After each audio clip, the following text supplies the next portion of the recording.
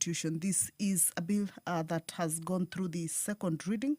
Actually, the second reading was concluded during the Tuesday afternoon sitting, that is the 20th of April afternoon sitting, and it is set to go into the next stage, that is consideration at the Committee of the whole House. And this morning, this is a business that is coming up for consideration, of course, subject to the order number 8, where the leader of the majority party will be seeking to have this particular business being exempted from the provisions of Standing Order 40, paragraph 3, being a Wednesday morning. That is a day allocated for business that is not sponsored by the majority or minority party, or business sponsored by a committee. And once this procedural motion goes through, then this particular business of the consideration of this particular bill, which the House is set to dispense with this morning, then will be considered. This is a bill that Honorable members, to Mr. Speaker, amend some sections of the Act to include the promotion of efficient water harvesting and management technologies for tree growing in dry land areas as a principle to be observed by all actors in the forestry sector, and also to provide for the headquarters of the service and to require the devolution of the services of the Kenya Forest Service. Allow me to hand you over to the broadcast this morning. Good morning. Members, let's pray.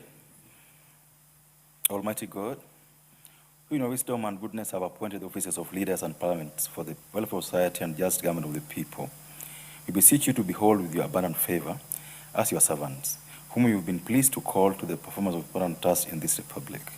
Let your blessings descend upon us here assembled, and grant that we treat and consider all matters that shall come under our deliberation in so just and faithful a manner as to promote your honor and glory, and to advance the peace, prosperity, and welfare of our country and of those whose interests you've committed to our charge. Amen.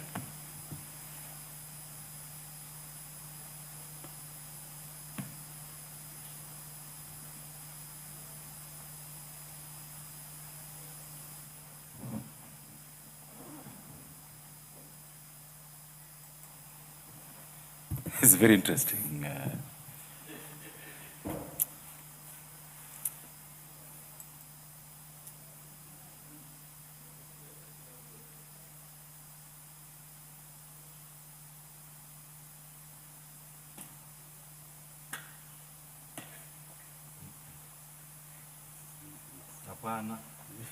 This can't be.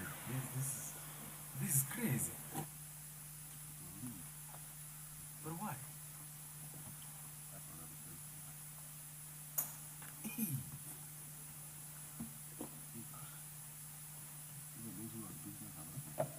The speaker was in the office at 7. There are no members. Please ring the quorum bell for the next 10 minutes.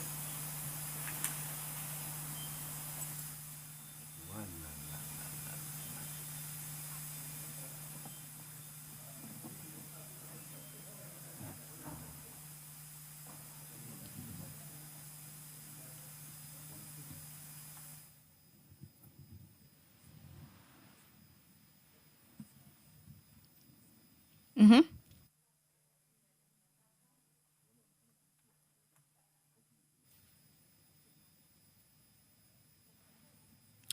Well, the prayer has been said and the chair taken.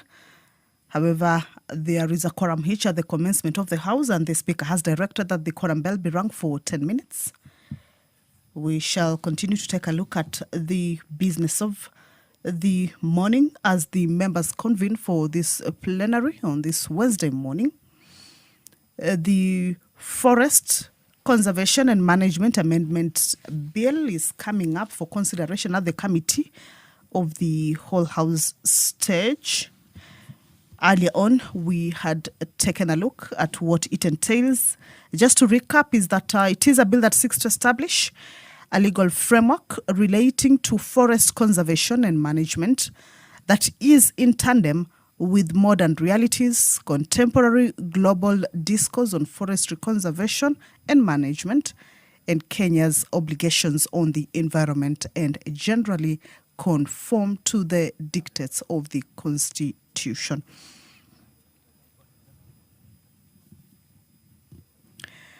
These amendments to the Forest Conservation and Management Act are premised on the emerging needs and existing gaps within the forest sector, which have been discussed recently and approved recently in the National Forest Policy 2023, which now forms the basis for national action with regards to forestry development, conservation, and management. Some of the amendments that this particular bill seeks to achieve: seeks to provide for certain additional functions of service, including development of agroforestry and commercial forestry in private and community land in collaboration with respective county governments and the individual owners of private forests. Also seeks to empower the Cabinet Secretary to handle the designation of officers as uniformed and disciplined. As it is now, is that it requires the board, on the recommendation of the Cabinet Secretary responsible for matters relating to internal security, may designate a category of officers to be uniformed and disciplined officers. So this amendment therefore introduces mandatory training and also oath of office for designated staff. This bill also seeks to provide for the establishment of the Kenya Forest Academy, which shall be an institution within the service, and it shall, among other things, provide training to the officers of the service.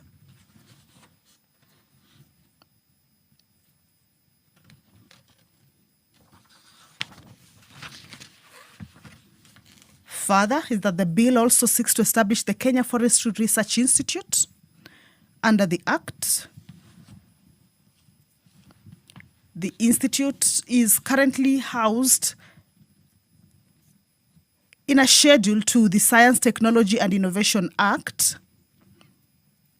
Then, therefore, anchoring the institute in the Act will ensure enhanced coordination, and the institute will now exist in an operational space that is relevant to its mandate. It also contains a more streamlined and expanded mandate of the institute, including the provision of commercial forestry investment advisory services to stakeholders to enhance its adoption and upscaling.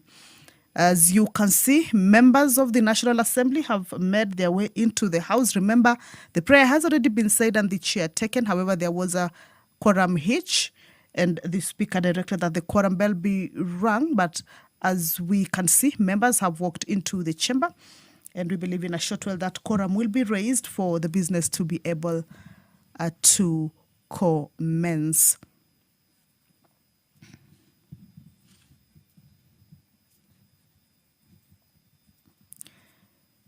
The amendments to this particular bill also indicate that all will require that all dry land forests be managed on a sustainable basis to promote integrated management of dry land forests through traditional and conventional management systems and that service and the institute, in collaboration with county governments and private owners, shall upscale commercial and non-commercial agro, silvo, pastoralism, fruit and fodder trees in dry land areas. So it is a bill that has a total of 25 clauses, and it already underwent the second reading, that is the debate, comprehensively and conclusively.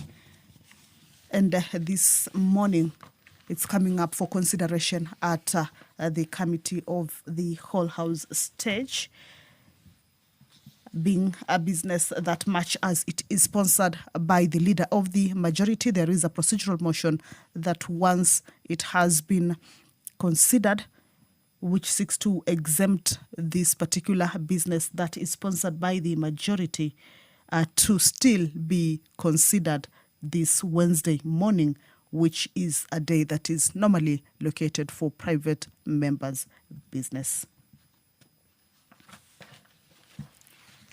This morning also, the local content bill, a bill originating from the National Assembly and sponsored by the Honourable Member for Laikipia County, Honourable Jen Kagiri, is also lined up for consideration. This is a bill that is at its second reading stage, and debate on it was also done. The process that this morning the bill will be going through is the question to be put for it to be read the second time, and to also be able to move into the considerations of it at the committee of the whole house. This is a bill that seeks to create a framework to regulate local content in Kenya. The situation as is now is that there is a lack of a local content regulatory framework, which has inhibited the growth of the local industry in key economic sectors as companies incorporated outside Kenya procure their goods, services, supplies, and workforce from other foreign companies. This situation has resulted to unfair business practices that has rendered the local business uncompetitive.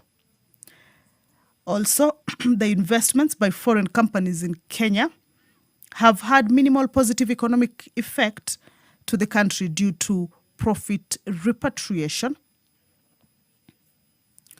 And as the country continues to grapple with youth unemployment, it is important that a legal framework that would foster job creation be put in place to ensure that foreign investments in Kenya create employment opportunities for the Kenyan youth. In line with the government policy of promoting the agricultural sector and harnessing market opportunities for Kenyan farmers, the legal framework is necessary to ensure that foreign companies... You cannot leave the house. And the sergeant at arms are advised to follow those rules strictly. You can't leave the house when the quorum bell is ringing. It will ring for a further 5 minutes.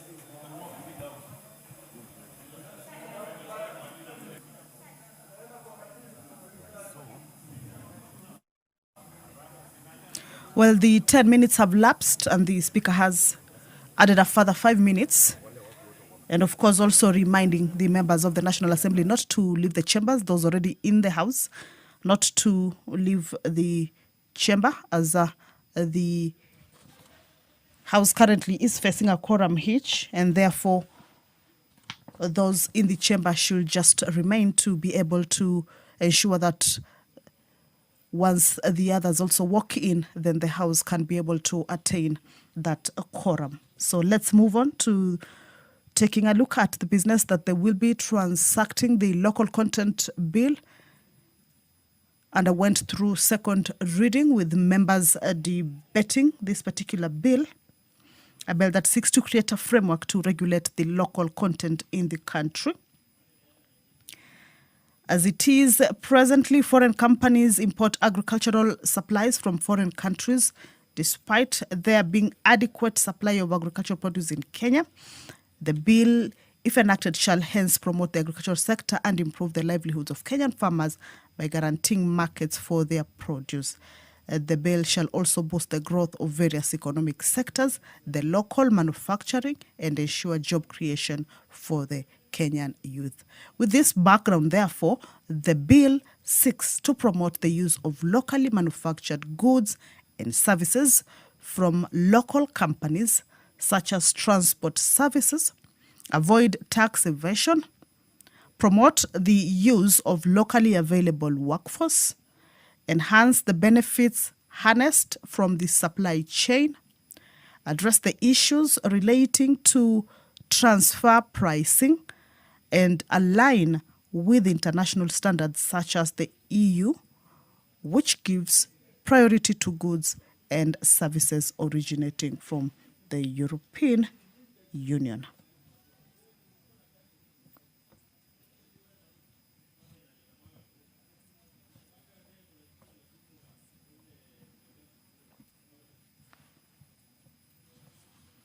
More members walking in, as you can see. Remember, the Sergeant at Arms are also keeping tabs with the numbers of the members inside, and once that quorum is raised, then they shall be able to at least signal it to the Speaker to call the House to order and for the business of the day to commence, or the House to commence. Still on the local content bill is that it provides for the local content requirements. In particular, it provides that a foreign company shall source at least 60% of its services, supplies, and goods from local companies, subject to the services and goods meeting the locally prescribed standards and regulatory requirements. And where the locally available goods and services do not meet the relevant standards, the bill provides that a foreign company shall provide technical and other capacity building support to local companies to ensure compliance with the relevant prescribed standards. Regarding the agricultural sector, the bill provides that a foreign company shall source agricultural supplies from Kenyan farmers. In respect to job creation, the bill provides that foreign companies located and operating in Kenya shall employ qualified and skilled Kenyan citizens at the management and other organizational levels of the companies. And the bill has further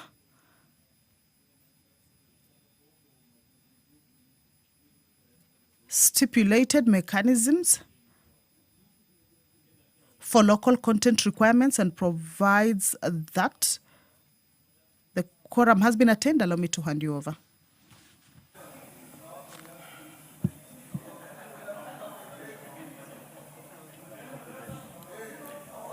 Order, honorable members.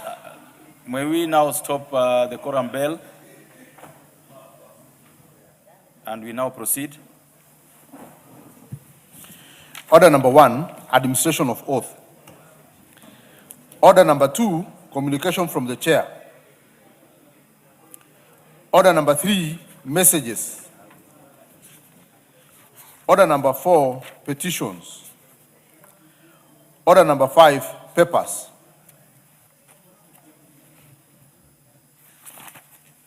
Do we have the chairperson of the Delegated Legislation Committee?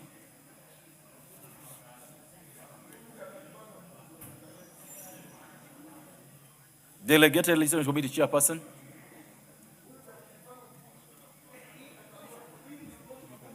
Who is the chair? Honorable Chepkonga is not in the house. The chairperson of the Committee on National Cohesion and Equal Opportunity?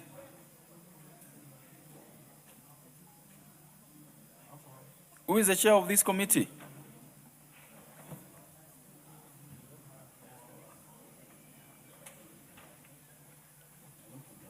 And how? Who is the chair? Who is the chair of that committee?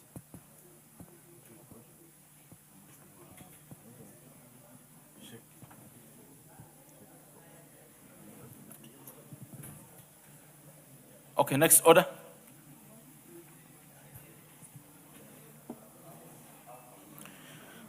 Order number 6, notices of motion. Order number 7, questions and statements.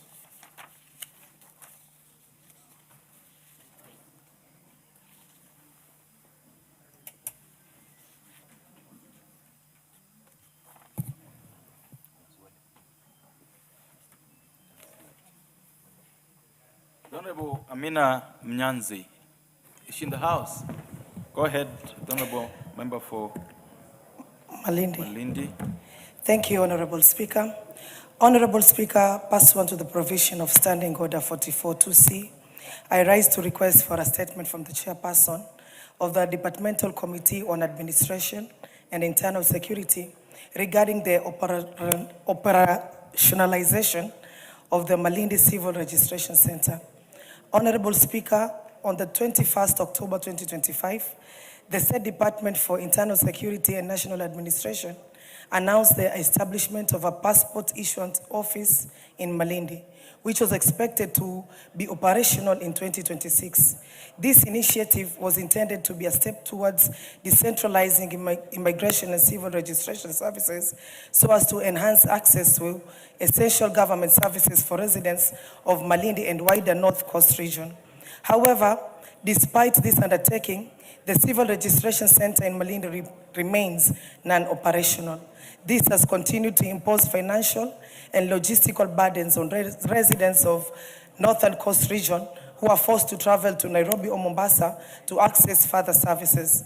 Further, the delay continues to impede residents, particularly the youth, from accessing employment, education, and travel opportunities abroad. Honorable Speaker, it is against this background that I request for a statement from the Chairperson of the Departmental Committee on Administration and Internal Security on the following. Number 1, reasons for the delay in the operationalization of the Malindi Civil Registration Center. 2, measures that the Ministry of Interior and the National Administration has put into place to ensure full operationalization of the Malindi Civil Registration Center to enable residents to access passport services conveniently. Thank you, Honorable Speaker. Thank you. The Chairperson of the Committee on Administration and Internal Security, any member from that committee? Is that Honorable Bakuja? Honorable Bakuja, did you hear the question? Please go ahead and tell us how long you'll require to deal with this.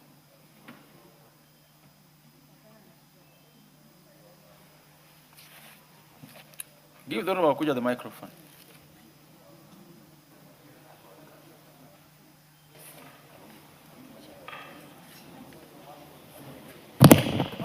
Thank you, Honorable Speaker. Honorable Speaker, I've had the question about operationalization of the admin unit, and since we are going for recess tomorrow, that statement will be responded the first week after we resume. Thank you, Honorable Speaker. Mnyanzi, take it up with him and his committee and ensure that the first week we come back from recess, you raise it up again. Yes, Speaker. Thank you. The Honorable Kasim Tandaza, what is out of order?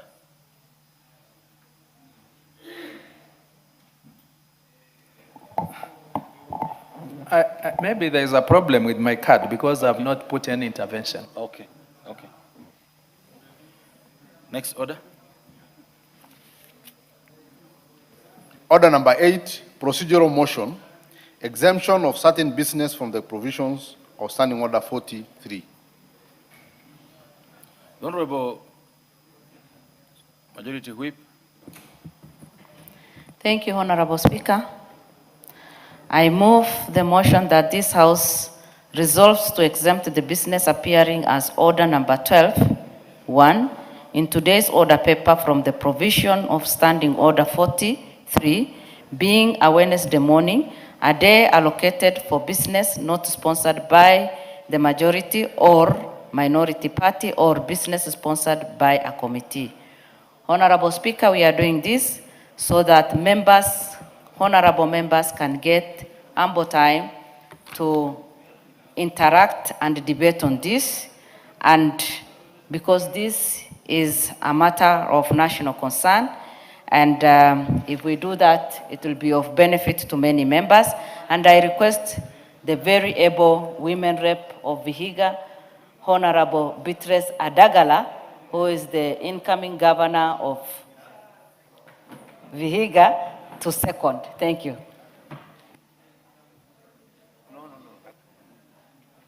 Honorable Adagala. Thank you, Mr. Speaker. I want to second this motion, keeping in mind this is a bill that will assist us in Kenya as we go towards meeting the forestation of this country. And with a lot of forests, with our indigenous trees like bamboos and any other indigenous trees, if we follow this bill so well, Kenya will be covered as it is being spearheaded by the head of state, and also is our way of going to Singapore. Singapore has a lot of trees, and Kenya, we need to conserve this. Therefore, Mr. Speaker, I second. All members, therefore, order. Order. Order. I therefore propose the question that this House resolves to exempt the business appearing as order number 12 from 1 in today's order paper from the provisions of Standing Order number 40, paragraph 3, being a Wednesday morning, a day allocated for business not sponsored by the majority or minority party or business sponsored by a committee. Well, members, is it the mood of those that put the question? Yes. And therefore put the question that this House resolves to exempt the business appearing as order number 12 from 1 in today's order paper from the provisions. Order.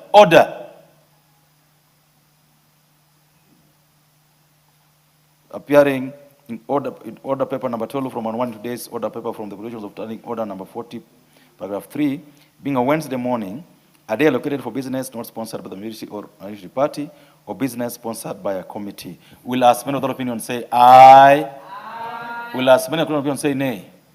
The ayes have it. Next order. Order number 9, the Local Content Bill, National Assembly Bill number 45 of 2025, second reading. Question to be put. So members, debate on this particular bill was finalized. I therefore proceed to put the question that the Local Content Bill, National Assembly Bill number 45 of 2025, be now read a second time. Will as many of that opinion say aye? Aye. Will as many of the contrary opinion say nay? The ayes have it. Next order. A bill for an act of parliament to provide for a framework to regulate local content in Kenya, to promote the local industry, provide the sourcing of locally produced goods and services, and for connected purposes. Members, debate on this bill too was. Sorry. Order number 10, the Prevention of Livestock and Produce Theft Bill, Senate Bill number 12 of 2023, second reading. Question to be put. Sorry about that. Members, debate on this bill too had been finalized, and therefore put the question that the Prevention of Livestock and Produce Theft Bill, Senate Bill number 12 of 2023, be now read a second time. Will as many of the opinion say aye? Aye. Will as many of the contrary opinion say nay? The ayes have it. Next order. A bill for an act of parliament to provide for a legal framework for the identification of livestock, the movement of livestock, the prevention of livestock theft, the regulation of trade in livestock, the return of illegally acquired livestock and firearms, and for connected purposes.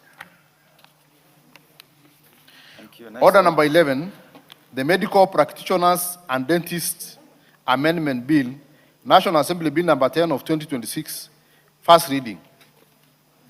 A bill for an act of parliament to amend the Medical Practitioners and Dentists Act.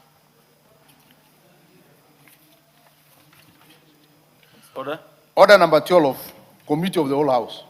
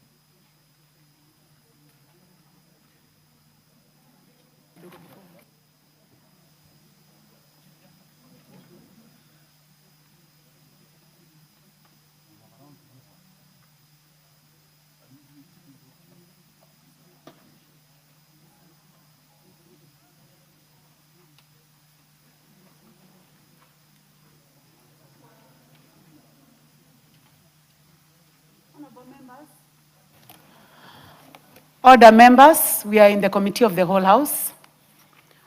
We are going to start with the first bill, which is the Forest Conservation and Management Amendment Bill, National Assembly Bill number 38 of 2025. Honorable members, those who are willing to participate in this bill, you hit the intervention button.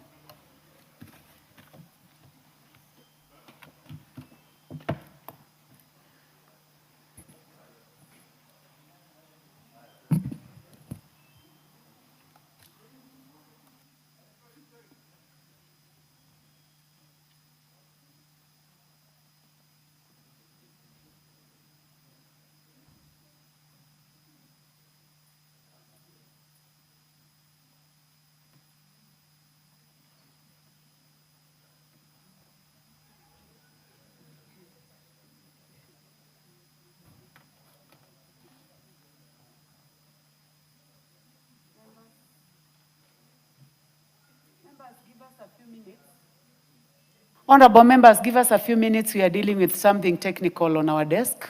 So just a few minutes, we'll be able to proceed.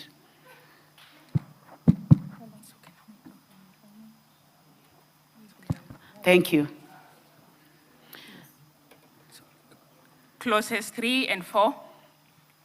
I propose the question that clauses 3 and 4 be part of the bill. There be no amendment. I put the question that clauses 3 and 4 be part of the bill. Will as many as have that opinion say aye? Will as many as have a contrary opinion say nay? The ayes have it.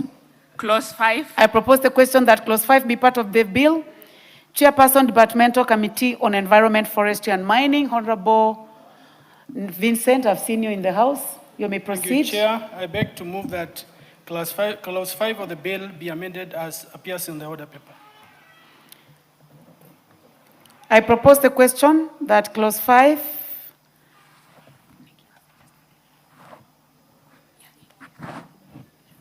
please give us the justification. For those who have not interacted with the bill, you can make it very quick.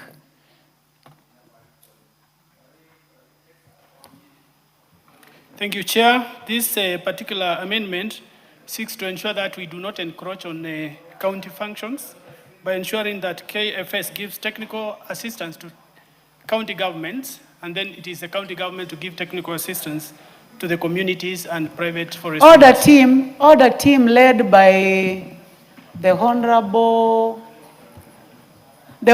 Chair for Agriculture, the Honorable Dr. Mutunga. Is that Dr. Mutunga?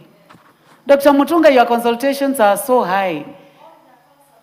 I know it's a Mount Kenya issue, but Mount Kenya is big, but the voices can be lower. So you may continue consulting, but please consult in lower tones. I propose the question that clause 5 be amended as proposed by the chairman. Any interest in this?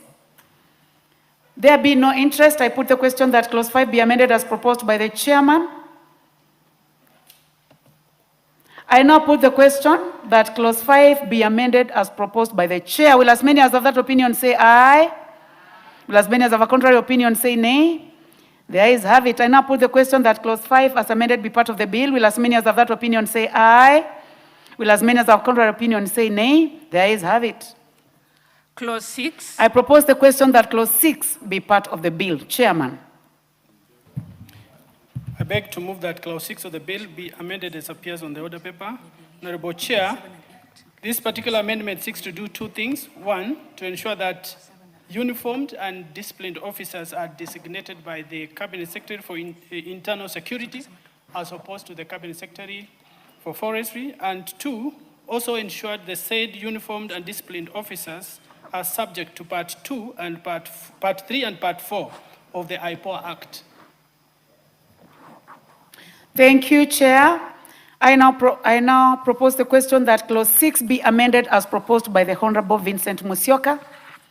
I do not see any interest in this. Yes, I have interest. By the Honorable Kasim Tandaza, member for Matuga. Are you interested in this, member for Matuga? Chair, I think the technical team can assist with my card because this is the second time I'm told I'm on intervention and I've not done that. So. No problem. Yeah, I think they have noted. The Honorable Dr. John Mutunga, member for Tigania. Is it on this or on a different matter? Thank you. I believe it's not on this. So, honorable members, I now propose the question. I now put the question that clause 7 be amended as proposed by the chairman. I take that again, honorable members. I now put the question that clause 6 be amended as proposed by the chairman. Will as many as have that opinion say aye? Will as many as have contrary opinion say nay? The ayes have it. I now put the question that clause 6 as amended be part of the bill. Will as many as have that opinion say aye? Will as many as have a contrary opinion say nay? The ayes have it. Clause 7. I propose the question that clause 7 be part of the bill. The Honorable Chairman. I beg to move that the bill be amended by deleting clause 7. Honorable Chair, this amendment seeks to ensure that the uniformed and disciplined officers are trained by the already existing Kenya Forestry College, as opposed to the new proposed Kenya Forestry Academy, which we have proposed to delete because it is a duplication. Thank you, Chair. I propose the question that clause 7 be deleted as proposed by the Chair. I now put the question that clause 7 be deleted as proposed by the Chair. Will as many as have that opinion say aye? Will as many as have contrary opinion say nay? The ayes have it. Clause 8. I propose the question that clause 8 be part of the bill, Chairman.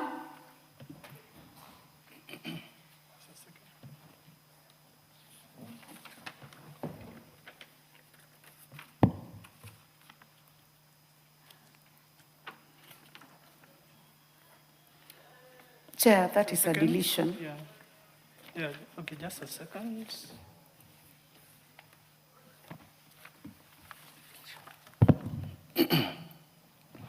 I beg to move that the bill be amended by deleting clause 8, Honorable Chair.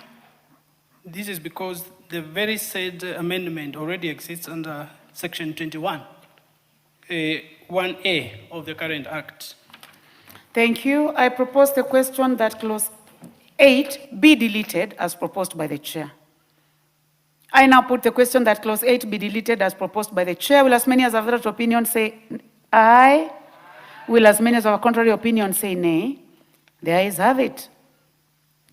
Clause 9. I propose the question that clause 9 be part of the bill. There be no amendment. I put the question that clause 9 be part of the bill. Will as many as have that opinion say aye? Will as many as have a contrary opinion say nay? The ayes have it. Clause 10. I propose the question that clause 10 be part of the bill. Chair? I beg to move that clause 10 of the bill be amended as appears in the order paper. Honorable Chair, this is a fairly comprehensive amendment. Seeks to do the following. 1, to establish the Directorate of Forest Regulation. 2, to provide for the position of the Secretary for Forest Regulation to head the said directory.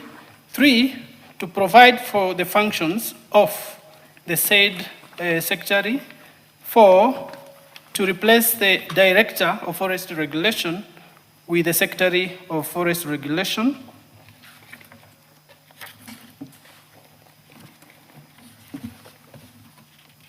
Mr. Chair.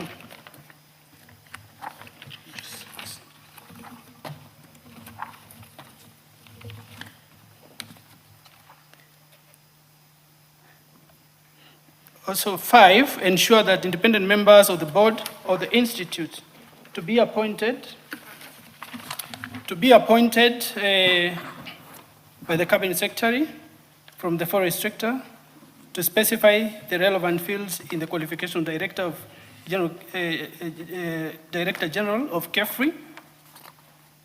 And 7, to delete the provisions of Corporation Secretary as the same can be provided under the HR policy of the institute. Thank you. I propose the question that clause 10 be amended as proposed by the chairman. I had said those who are interested can go to the intervention button, and I do not see any interest. So I now put the question that clause 10 be amended as proposed by the chair. Will as many as have that opinion say aye? Will as many as have contrary opinion say nay? The ayes have it. I now put the question that clause 10 as amended be part of the bill. Will as many as have that opinion say aye? Will as many as have a contrary opinion say nay? The ayes have it. Clause 11. I propose the question that clause 11 be part of the bill, Chairman.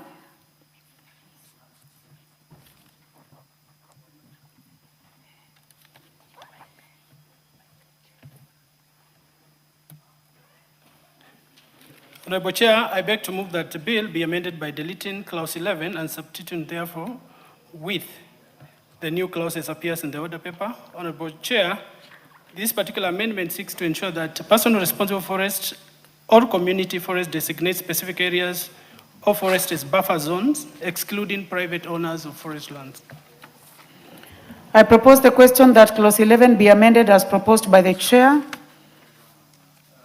The Honorable. Okay, you may proceed, Honorable Tandaza.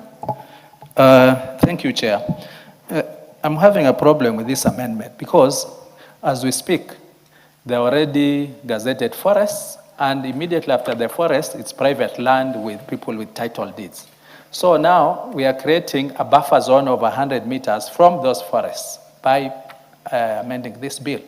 What will happen? How are you going to acquire the extra 100 meters which is being proposed now once this bill comes into effect?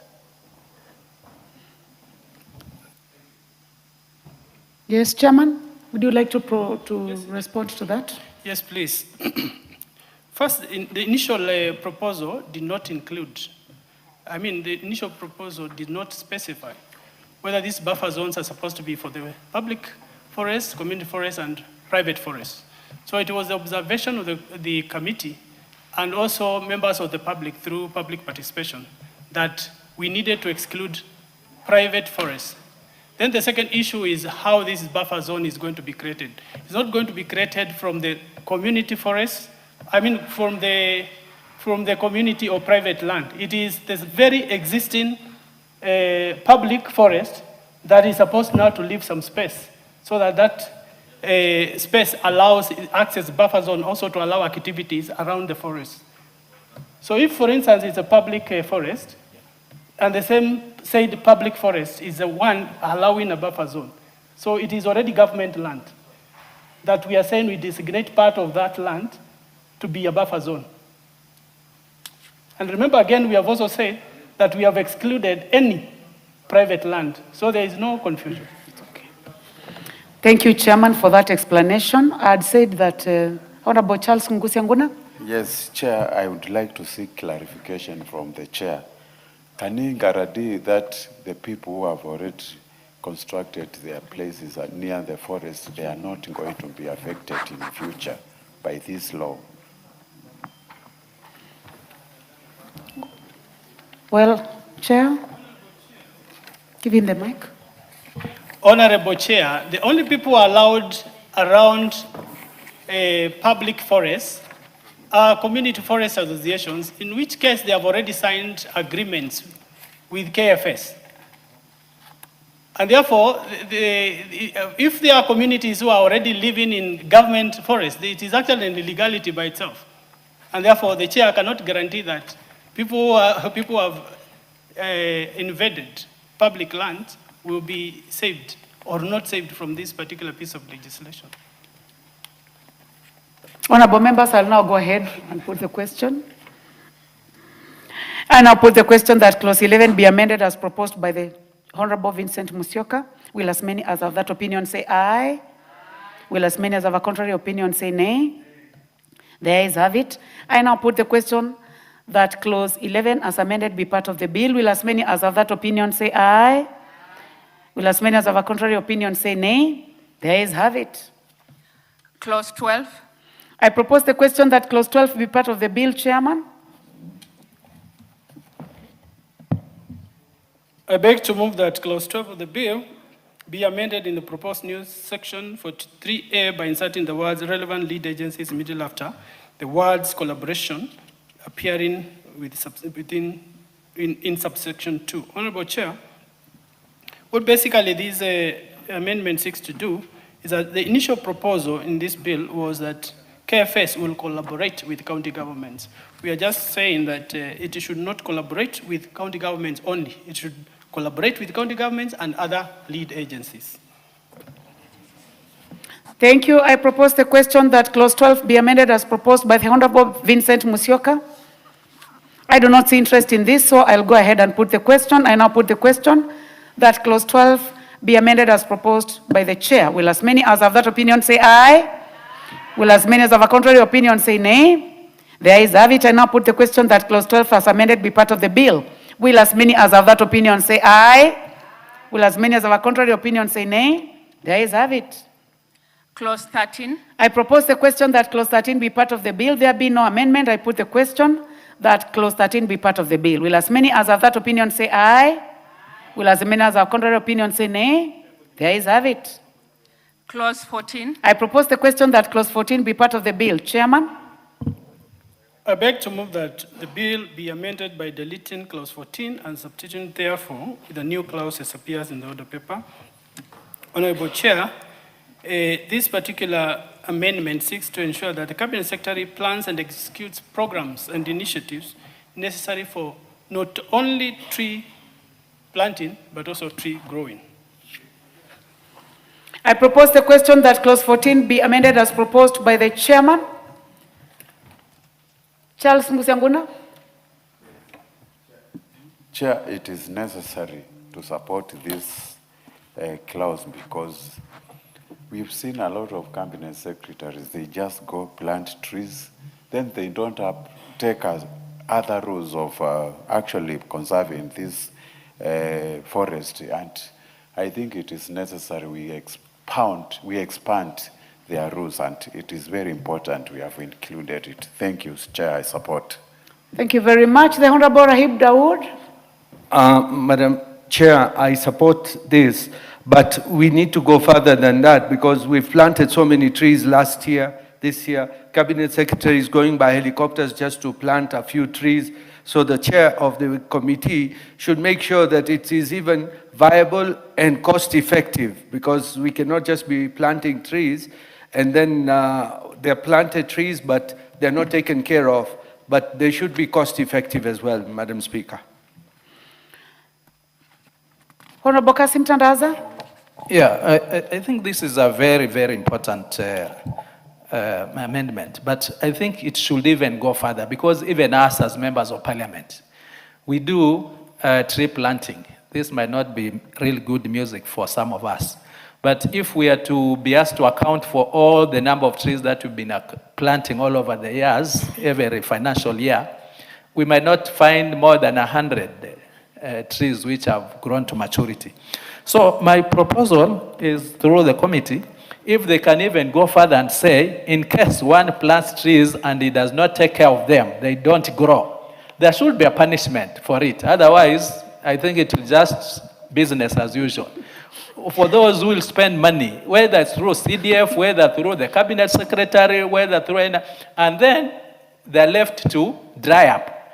What happens? Can there be some form of punishment for such an act? Because it's sabotage. Thank you, Chair. Well, you're not proposing further, you're just engaging, right? You're not proposing further, but I think you're kind of debating on it. So I will go ahead and put the question in the interest of time. I now put the question that clause 14 be amended as proposed by the chairman. Will as many as have that opinion say aye? Will as many as have contrary opinion say nay? The ayes have it. I now put the question. I now put the question that clause 14 as amended be part of the bill. Will as many as have that opinion say aye? Will as many as have a contrary opinion say nay? The ayes have it. Clause 15. I propose the question that clause 15 be part of the bill, Chairman. I beg to move that clause 15 of the bill be amended by inserting the following new paragraph immediately after paragraph B as appears in the order paper. Honorable Chair, this particular amendment, basically the current bill gives powers to KFS to be able to designate part of forests to be for public activities, way leaves, public installations. And unfortunately, the bill did not specify which particular forest. And if you look at this bill, it tries to speak to community land, community public land, and private land, forests. And therefore, this particular amendment seeks to restrict such powers to only be those that are concerned with public forests and community forests. Thank you, Chair, for that justification. I propose the question that clause 15 be amended as proposed by the Chair.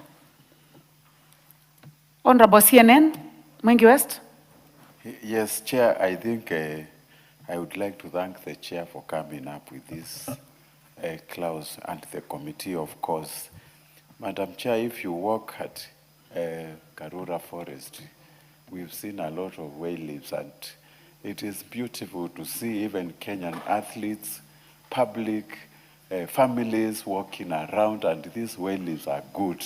If you want to go and just enjoy the atmosphere, the atmosphere in this country and also in the forest sites, which will actually enhance the public in ensuring that they also participate in exercise, and also they exercise, and it keeps them healthy when they get another environment which is cleaner than where they live. So, Chair, I support this clause. Honorable Rahim Dawood, member for Imenti North. Thank you, Madam Chair. Madam Chair, as much as I agree with the Chair, but he should be more specific. I mean, I do not know of any private forests in this country. Could he name a few, even one, so at least I can understand where we are coming from? Because I have not known of a private forest. I know of private farms, but where do we have a private forest? And he should name even one, so that at least we can say we are on the right track. Madam Speaker, thank you. I challenge the Chair to name even one private forest. Well, I think he's trying to protect the private forests, but Chair, would you like to name? I can help it. Yes. Member for Entebes, Dr. Pukose. Thank you, Chair. Just to help the Honorable Dawood, private forest means, like as farmers, me being one of them, I have my own private forest where I've planted my trees, and that within my farm. So that is a private forest. You cannot come and you start doing other things in my farm. Yeah. No, it's my forest. When you come to my farm, on the lower side, there is a forest, a big one, which is private. Chair.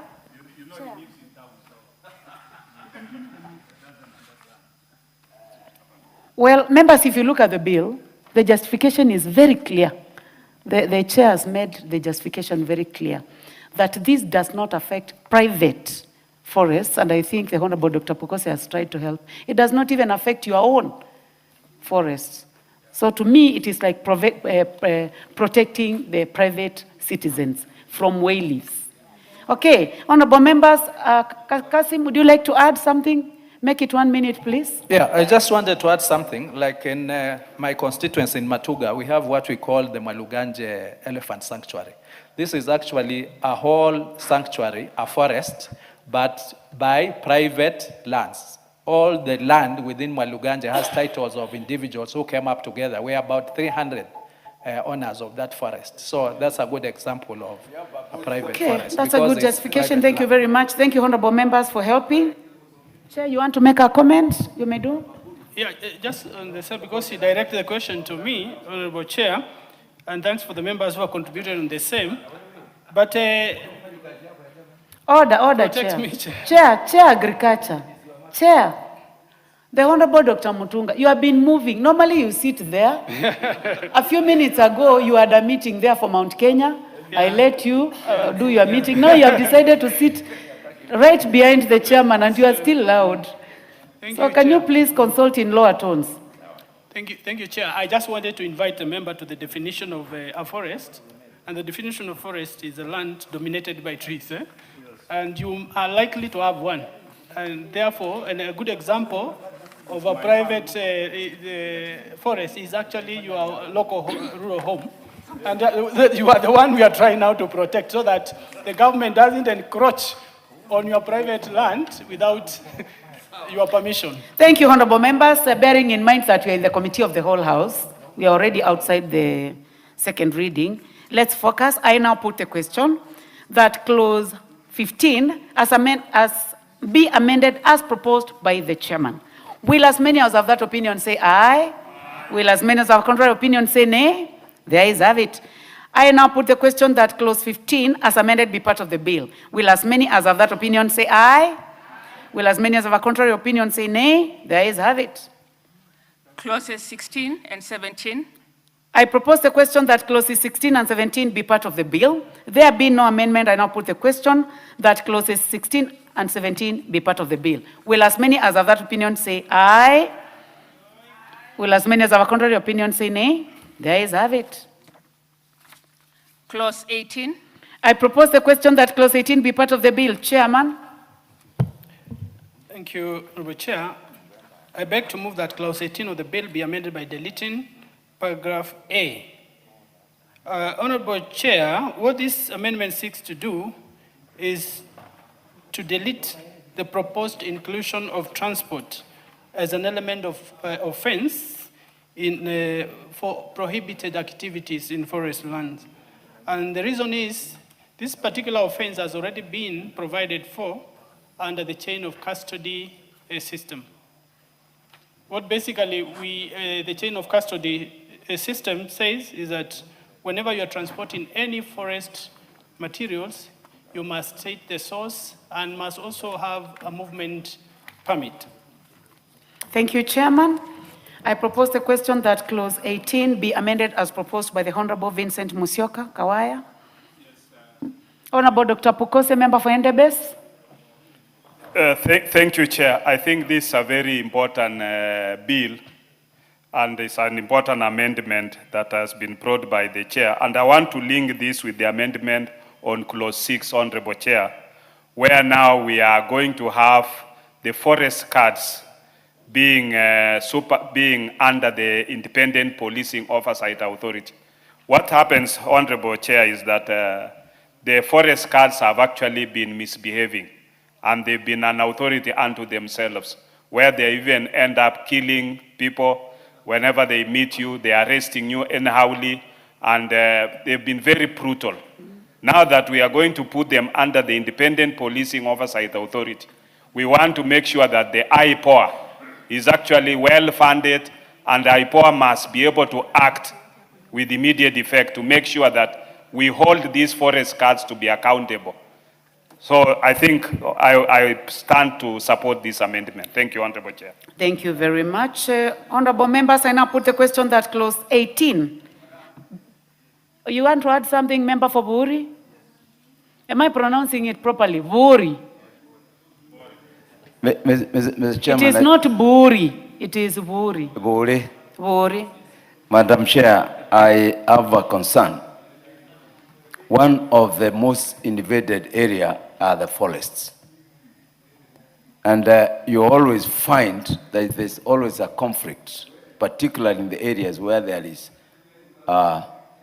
afforestation programs by the government. Madam Speaker, we need to be very careful on this clause that we are going to expose the police leaders to a pair knowing the kind of report that people do intentionally. I control almost the largest part of Mount Kenya in Meru County. And I know exactly what the people are capable of doing. We must have a countermeasure. If you are found to have encroached the forest.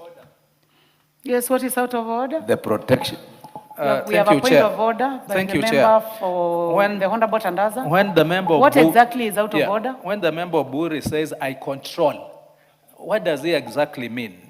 Who is he in Meru? You are basing this on a statement of fact, right? Yeah. Can you please, would you like to respond to that? Consistency, you know, I represent Bori. So authoritatively I should do, as a member of parliament, so Bori controls as the largest part of Mount Kenya in Meru County. All right? And that's exactly what I was trying to refer to.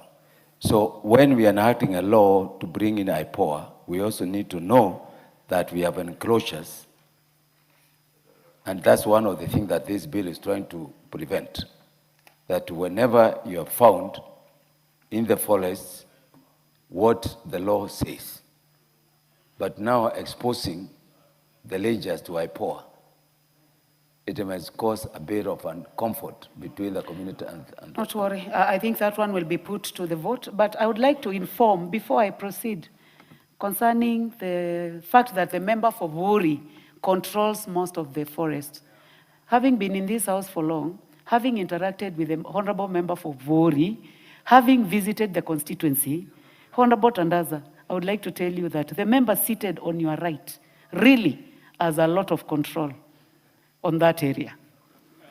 But I would like to give a chance to the, that is on the side of Kanta and Banta in the house, but I would like to give a chance to the member for Entebes. You would like to make a comment on the fact that he feels uncomfortable that the rangers are going to be under IPOA.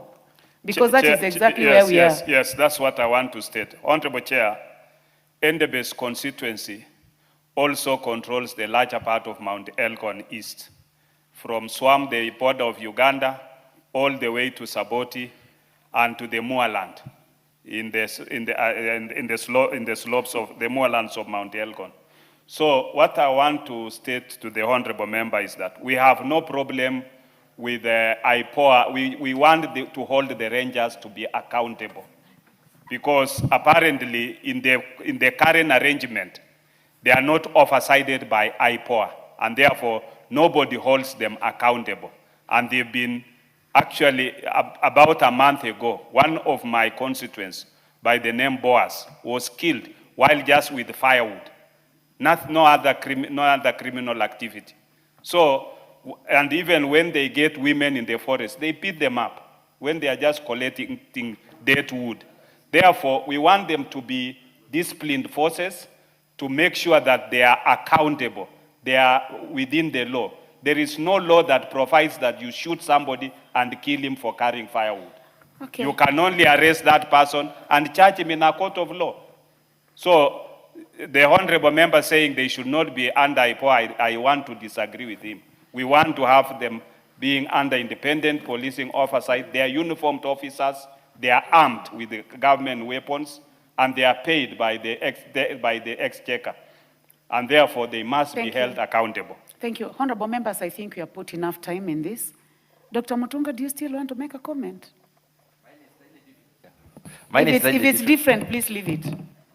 If it's different, please leave it. Let's put this to a vote. Please give him the mic. Give him the mic, yes. Yeah, Chair, I've looked through this legislation, and I was also wondering, how do we ensure there is close collaboration between the rangers and the wildlife service personnel? I believe that will be handled administratively. Administratively, that will be handled, or even later in the regulations. Chair, would you like to respond to that? Make it 1 minute, please. I would like to put this to the vote. Currently, KWS is not under our purview. It is in a different ministry. But what Dr. Mutunga is saying is very important. We look forward into having, most likely having KWS and KFS probably under one ministry, because you can never talk about one without talking about the other. But that cannot be implemented by amending this particular legislation. We need to have a lot of public participation and also consult with the other ministry. We'll amend the Wildlife Act. Yeah. So, honorable members, you can see that there is a lot of work ahead based on what the Honorable Dr. Mutunga is saying. But I'll put this to a vote. I now put the question that clause 18 be amended as proposed by the chair. Will as many as have that opinion say aye? Aye. Will as many as have a contrary opinion say nay? The ayes have it. I now put the question that clause 18 as amended be part of the bill. Will as many as have that opinion say aye? Aye. Will as many as have a contrary opinion say nay? The ayes have it. Clause 19. I propose the question that clause 19 be part of the bill. There be no amendment. I put the question that clause 19 be part of the bill. Will as many as have that opinion say aye? Aye. Will as many as have a contrary opinion say nay? The ayes have it. Clause 20. I propose the question that clause 20 be part of the bill. Chairman? I move that the bill be amended by deleting clause 20 and substituting therefore, following new clause as appears on the order paper. This is a fairly straightforward one, Honorable Chair.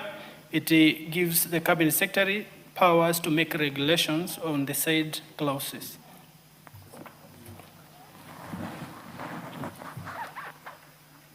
I now propose the question that clause 20 be amended as proposed by the Honorable Vincent Musyoka, Chair. I do not see any interest in this, so I now put the question that clause 20 be amended as proposed by the Chair. Will as many as have that opinion say aye? Will as many as have a contrary opinion say nay? The ayes have it. I now put the question that clause 20 as amended be part of the bill. Will as many as have that opinion say aye? Will as many as have a contrary opinion say nay? The ayes have it. Clauses 21, 22, 23, 24, and 25. I propose the question that clauses 21, 22, 23, 24, and 25 be part of the bill.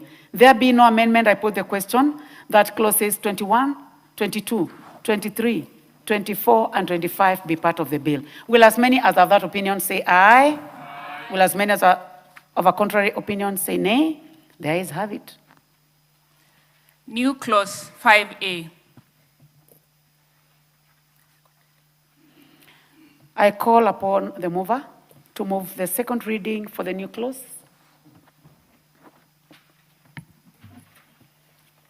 Honorable Chair, I beg to move that Section 9 of the Principal Act is amended in subsection 1 by deleting the words nominated by national body representing appearing in paragraph G2 and substituting, therefore, the words a representative of the registered community forest. Honorable Chair, currently the KFS board has a nominee who is nominated from the national body representing and representing community associations. This particular line has been misused to just nominate anyone. What we want to do is basically to make it a little more specific so that it touches on community forest associations who are major stakeholders and who are registered locally. This will ensure that there is better participation of the said CFS and ensure that our local communities are not locked out of these boards.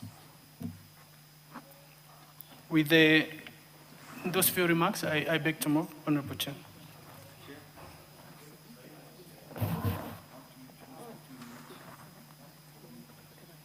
As long as it's just one of the You needed to move that. I move that the new clause be read a second time. Oh, yeah. Honorable Chair, I beg to move that the new clause, Section 9 of the Principal Act, be now read a second time. Thank you. I now propose the question that the new clause 5A be now read a second time. Any interest in this? Honorable Rahim? Anyone else you can? Yes, I'll come to you, Dr. Makali. Chair, I think this muddies this representative because previously it was nominated by a national body. Now it says a representative of a registered community forest association. Madam Chair, you know there's so many forest associations, community forest associations in this country. In my constituency, I've got one or two. So how are we now going to know from where they will pick up a representative, Madam Chair? Because when it said a national body of community forest, but now they're saying a representative of a registered community forest association. So that means it makes it even more harder to find one person from amongst more than 400 or 500 who may have been in the national body itself. So, Madam Speaker, I think the chair needs to elaborate more on this. Well, before I go to the chair, I'll go to Dr. Makali.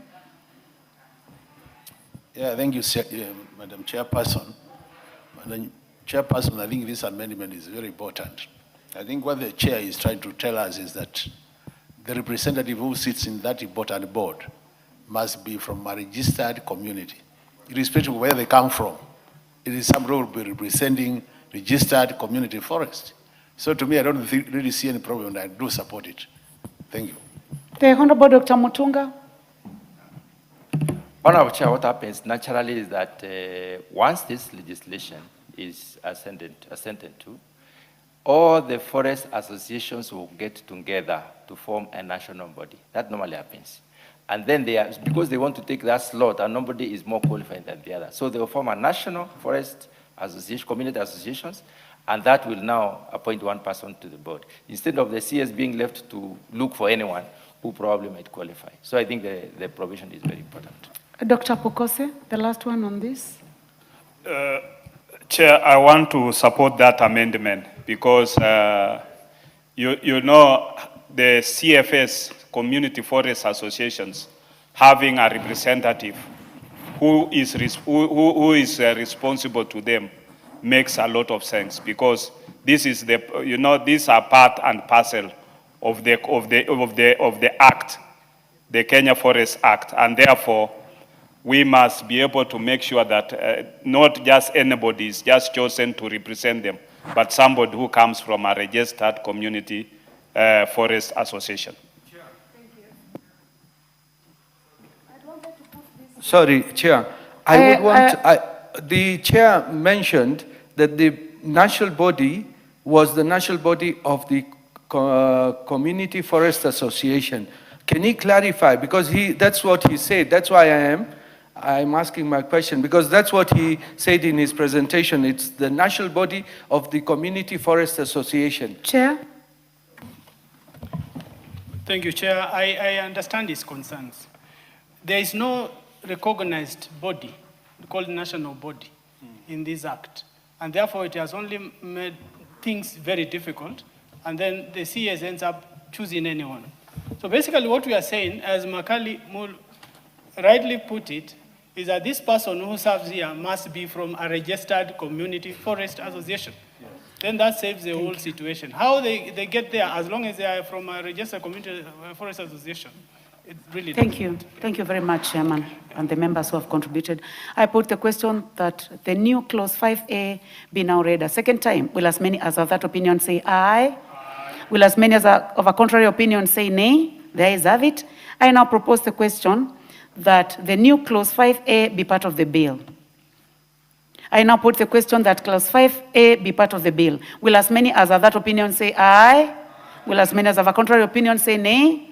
The ayes have it. New clause 5B. Chair, move the second reading of new clause 5B.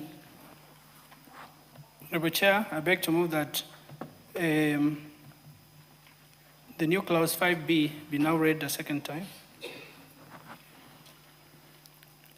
Honorable Chair, I move that section 14 of the Principal Act is amended in subsection 2 by deleting paragraph C and substituting therefore a new paragraph as appears on the order paper. And Honorable Chair, this particular amendment basically seeks to enhance the qualifications of the CCF.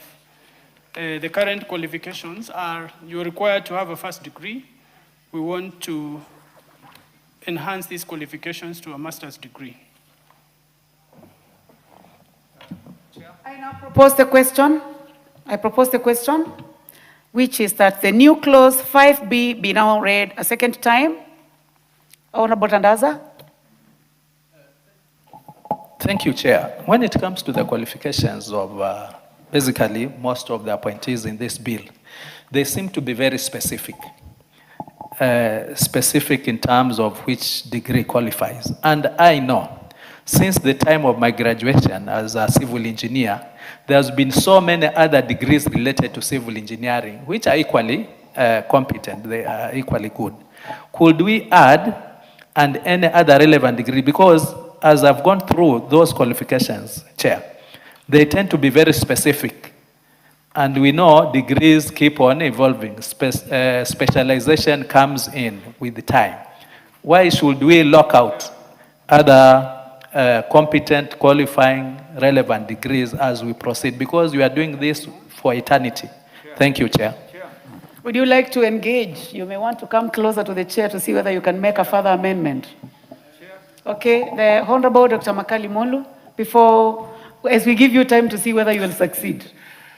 Yeah, you know, thank you, Honorable Chairperson. You know, this issue of qualification is normally a very tricky issue, and I think I would want the chair to listen. It's important to have a master's degree, but I think if you make it mandatory, most of the other positions, you just say bachelor's degree must have been an added advantage. So I don't know whether you really want to lock everybody who has a bachelor's with a long experience out of this position.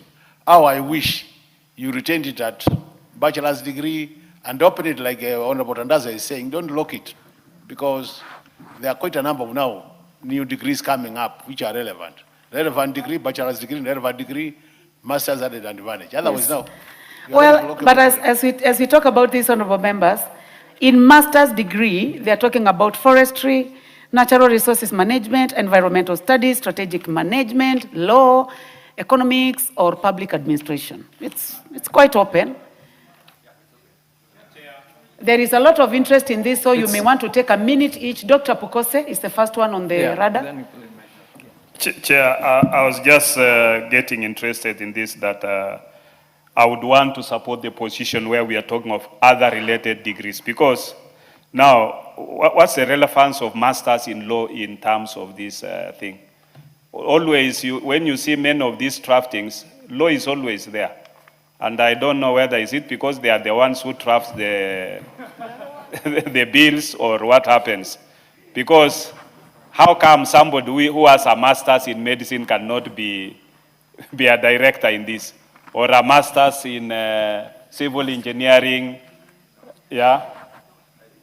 Yeah, so I think even agriculture and all those things, I think we would just better that the chair adds a further amendment. Any other? Yeah. Or another related degree. Chair, think about that. We'll come to you last. Member for North Imenti, Honorable Rahim. Thank you, Madam Chair. Madam Chair, I agree with the Chair, Honorable Kawaya. I do not agree with any relevant, because we are diluting everything. If we say any relevant, then they will pick a degree from anywhere, any discipline. So, Madam Chair, we should remove the law, which Honorable Pokose has said, but we should not put any relevant.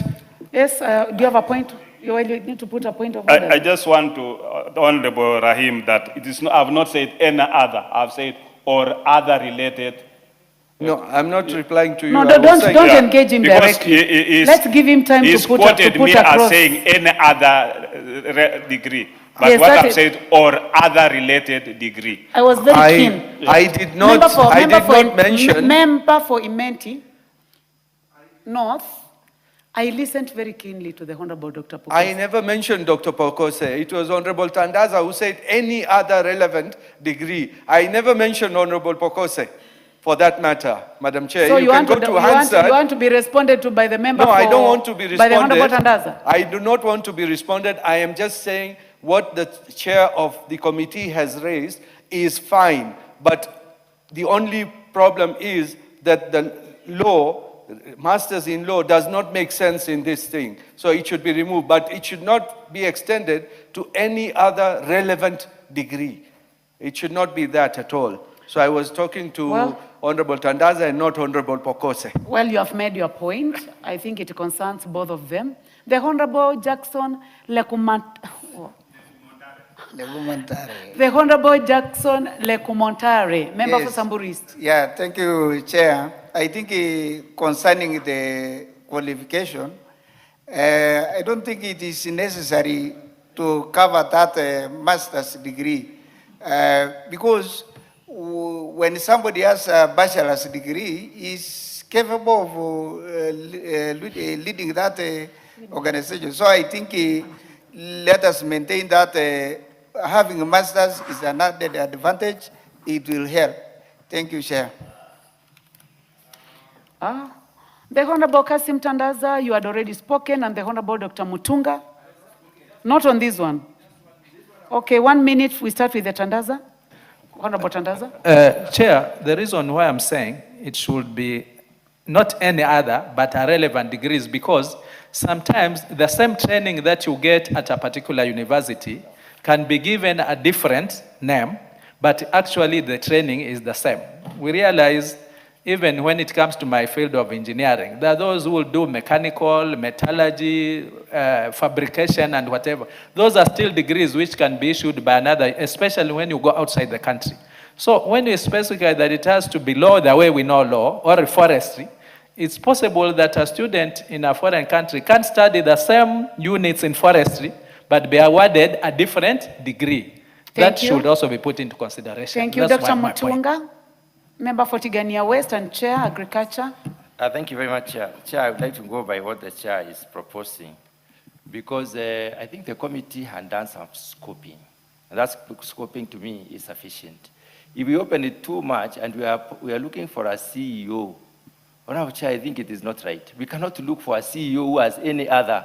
There must be specific qualifications, and the minimum academic qualification should be a master's degree. They are going to, Kenyans are very educated. We are going to have juniors who have PhDs, and therefore they are not able to manage them. So, Chair, let's take over the Chair. Kenyans are very educated, and the man speaking to you holds a PhD. Chair, you have the last one on this. Honorable Chair, I want to encourage the members to allow this to go as it is. Remember, this is the CCF, it's the CEO. We are not talking about the board members. And what eventually this will do, if we put any other, is basically, it's just as good as not putting anything. You are giving the CS discretion to choose whatever he decides. And therefore, if we put that line, it will be equivalent to scrapping everything. And for the information to the members, actually the current requirements for education requirement for the director, Kefri, is a PhD. And therefore, and in any case, even the ones who are serving there and who have served before in this position, they are actually master's holders. So with the sensitivity of some of these areas, and which also include a lot of research, I think it is only fair the CEO understands the field that he is in. I agree, there could be some areas that is an overkill, is additions. But let us also try to specify the areas of competence for our CEOs. Thank you. Honorable members, I put the question that the new clause 5B be now read a second time. Will as many as of that opinion say aye? Will as many as of a contrary opinion say nay? There is have it. I now propose the question, which is that the new clause 5B be part of the bill. I now put the question that clause 5B be part of the bill. Will as many as of that opinion say aye? Will as many as of contrary opinion say nay? There is have it. New clause 16A. Chair, move the second reading of new clause 16A.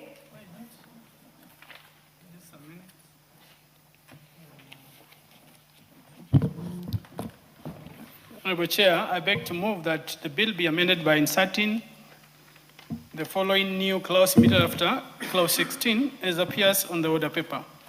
Honorable Chair, this particular amendment seeks to provide for transitional provision for the persons authorized by CS to operate as timber graders. The Act allows the newly created Office of the Secretary for Forest Regulation to license timber graders and other professionals. We just want to ensure that when this law comes into operationalization, the already existing timber graders and other professionals who are already licensed are recognized. Thank you very much, Chair. I now propose the question, which is that new clause 16A be now read a second time. Yes, I see Honorable Rahim, you have interest in this? Yes, Madam Chair. Madam Chair,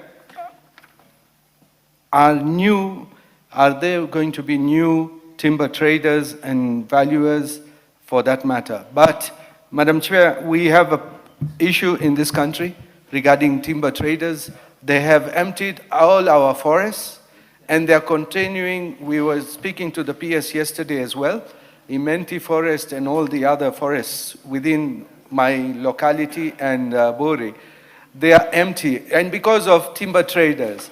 So is there a fallback position where even if they were there, this bill is saying they should continue doing it like a transition, but they need to be checked as well because they have decimated the forest without planting new forests. So they should only be doing, it should not just transit, just blanket.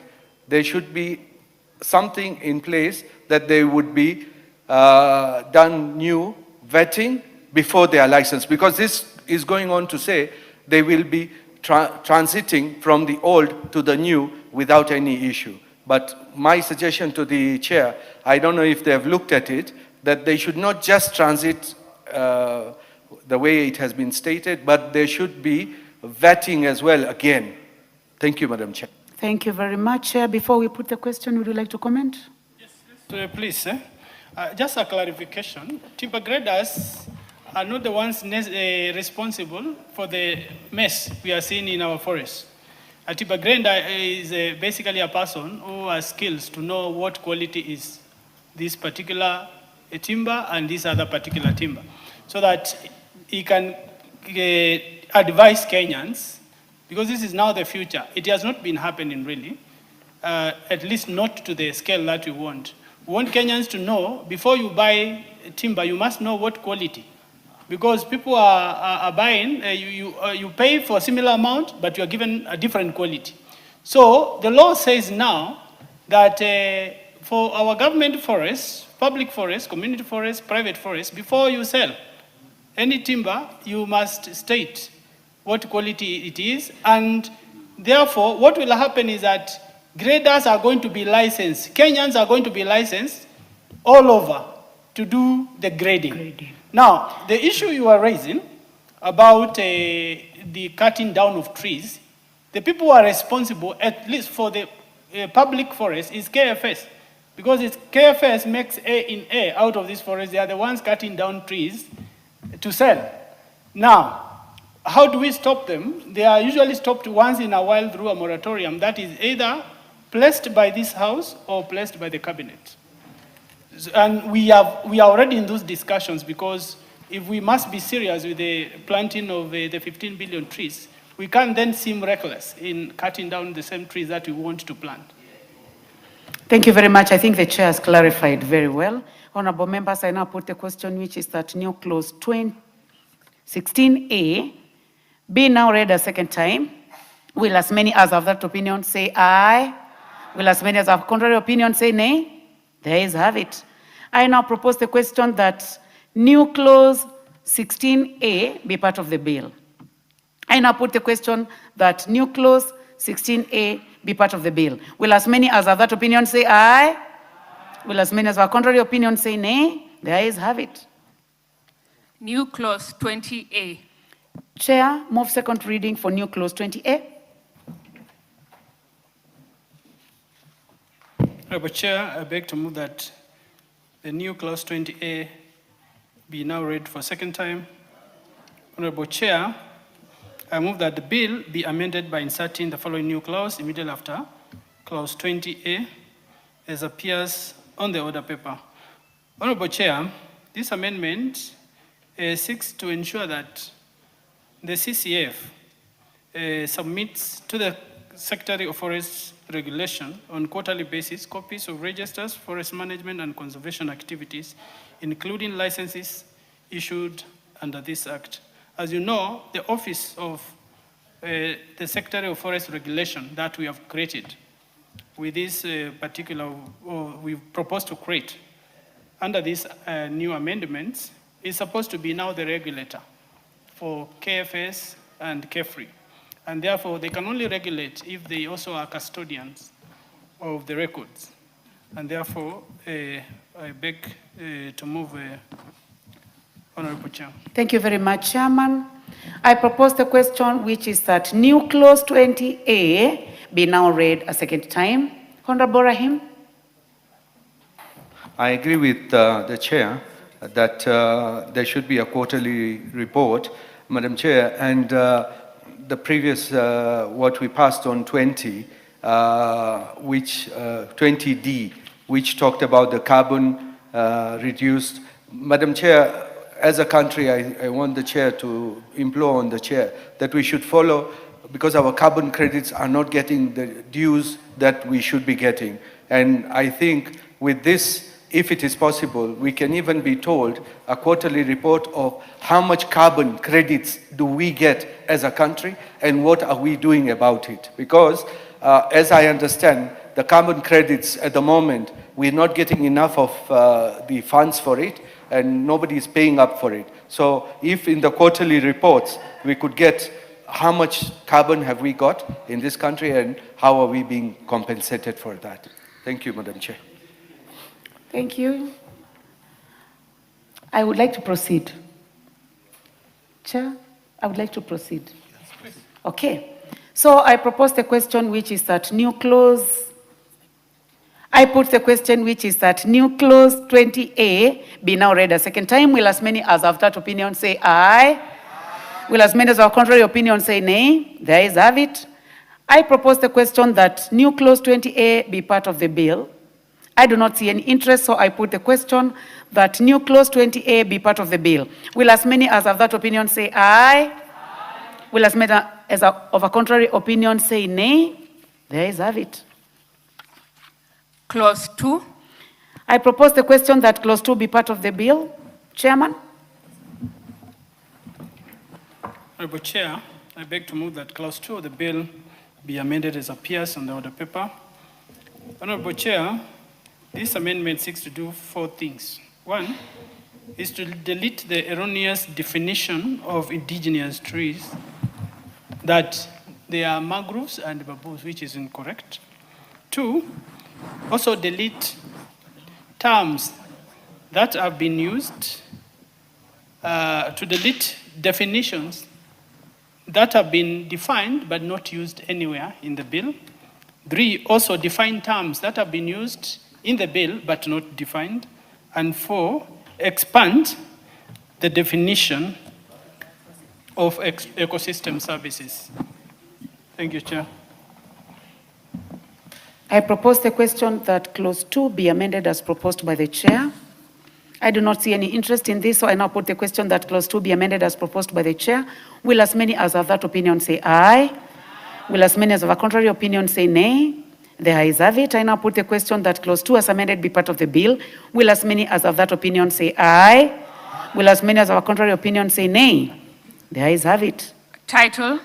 I propose the question that the title be the title of the bill. There be no amendment. I now put the question that the title be the title of the bill. Will as many as have that opinion say aye? Aye. Will as many as have a contrary opinion say nay? The ayes have it.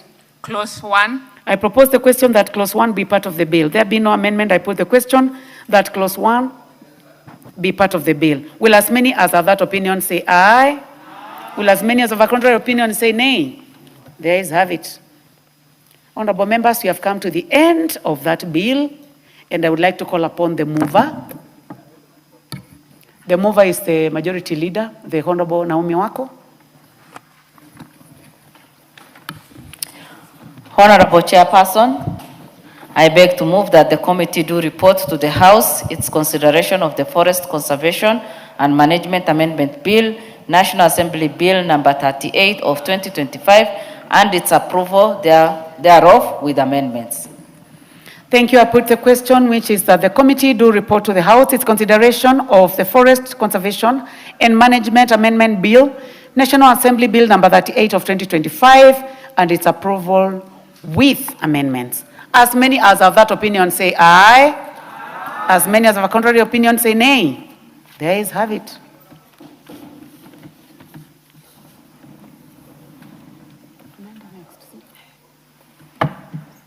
Honorable members, we are moving to the next bill,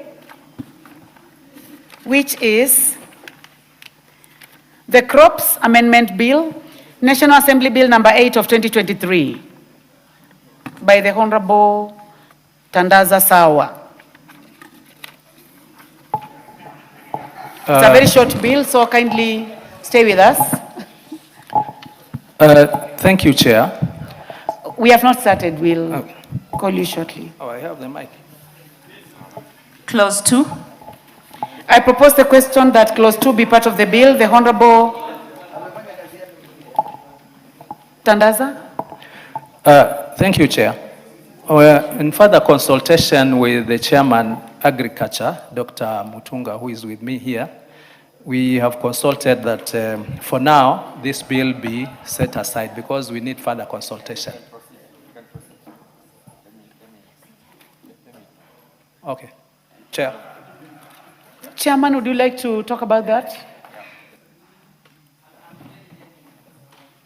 What is your comment on that, on what has been raised by the Honorable Tandaza? Honorable Chair, we have reconsidered as a committee our amendments. And the committee wishes to withdraw the amendments and have the bill pass as it were.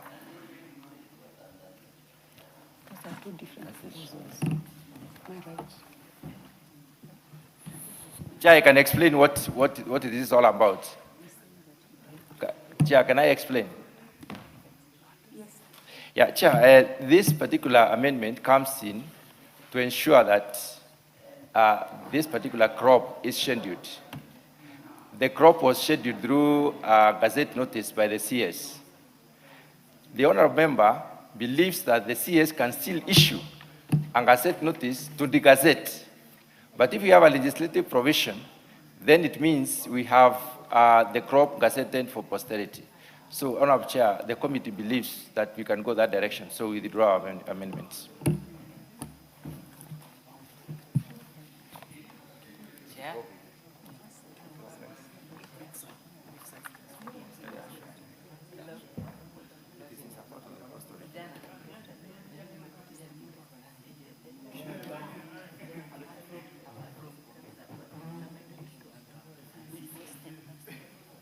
So then, in that case, we will have to go step by step.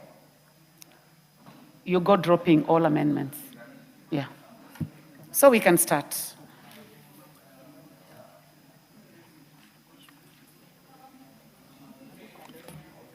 We had already called. The clerk had already called, so you may proceed. The Honorable. I now propose the question, which is that clause 2 be amended as proposed by the Honorable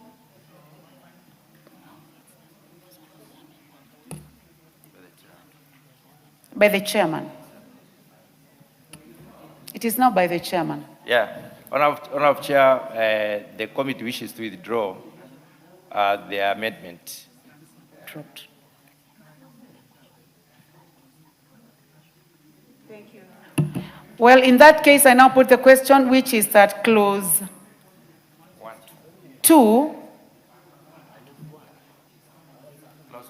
be part of the bill. Will as many as have that opinion say aye? Aye. Will as many as have a contrary opinion say nay? The ayes have it. Title. I propose the question that the title be the title of the bill. There be no amendment. I now put the question that the title be the title of the bill. Will as many as have that opinion say aye? Aye. Will as many as have a contrary opinion say nay? The ayes have it. Clause 1. I propose the question that clause 1 be part of the bill. Chairman?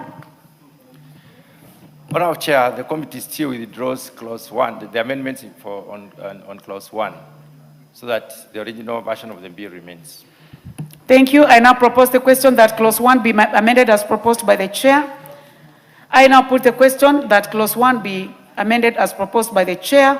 Will as many as have that opinion say aye? Aye. Will as many as have of a contrary opinion say nay? The ayes have it. Honourable members, it is now, the effect is as per what has been raised by the chair, Agriculture. Mover.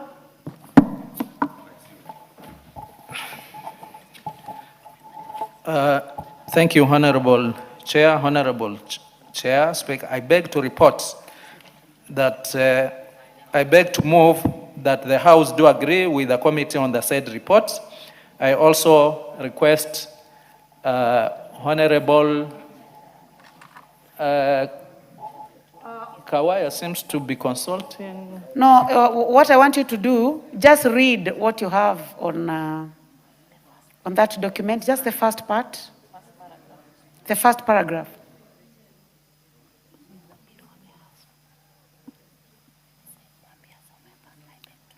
Start the part where it indicates that I beg to move, that part, just exactly as it is.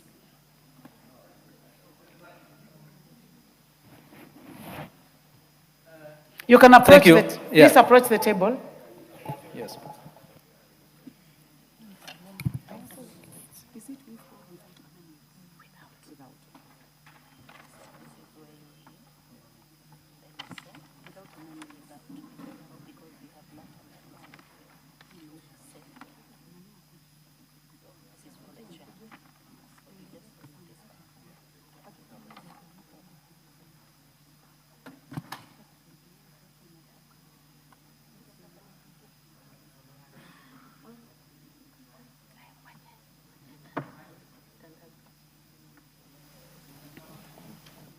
Mike, thank you.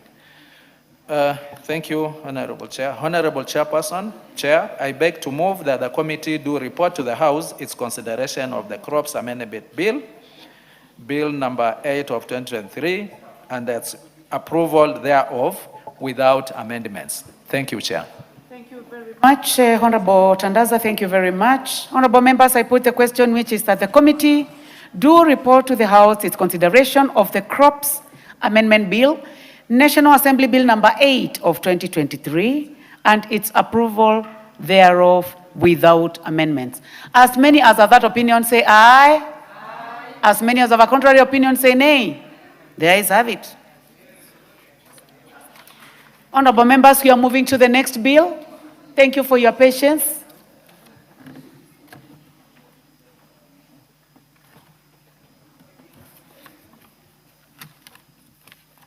Good away.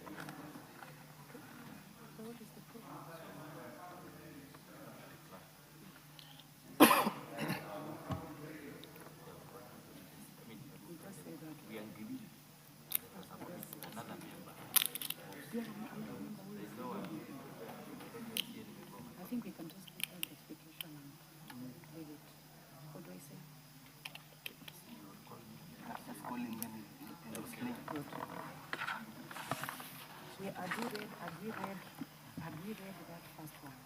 We have not read it. Have we read?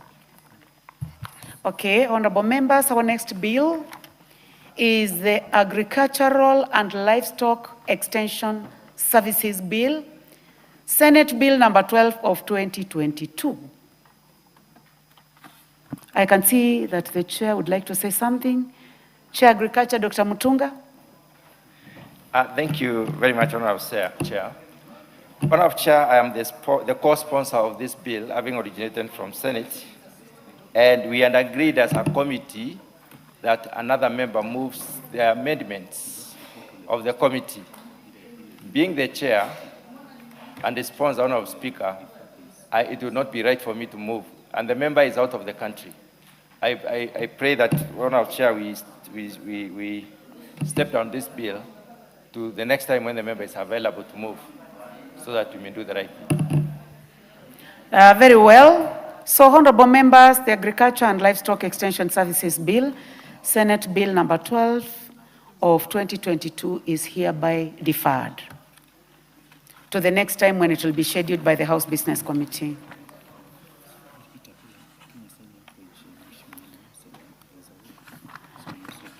Honorable members, we also have the next bill, which is the Kenya Sign Language Bill, Senate Bill number 9 of 2023.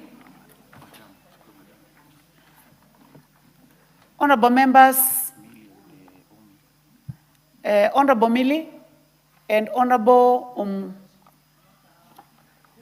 Umi, both of them are not in the House, so also this bill is hereby deferred to another time when it will be scheduled by the House Business Committee.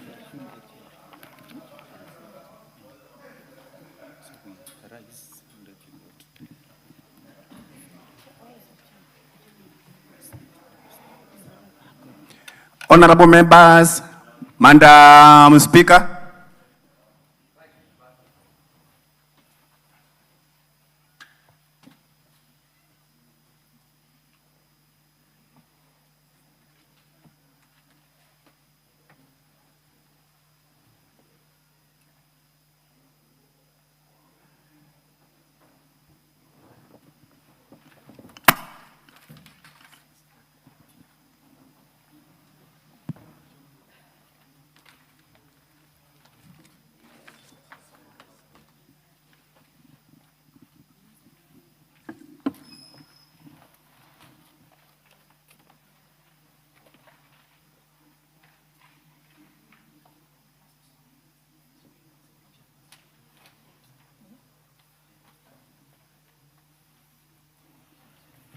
Chairperson report.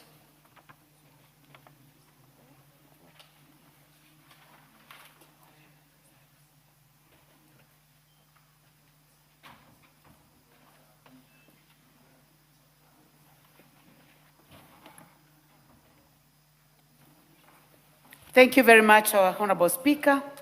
Honorable Speaker, I beg to report that the Committee of the Whole House has considered the Forest Conservation and Management Amendment Bill, National Assembly Bill number 38 of 2025, and approved the same with amendments. Thank you, Honorable Speaker. Okay, mover of the bill.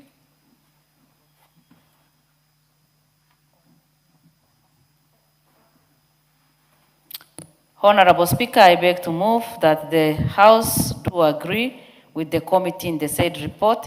I also request Honorable Kiumburi to second the motion for agreement with the report of the Committee of the Whole House.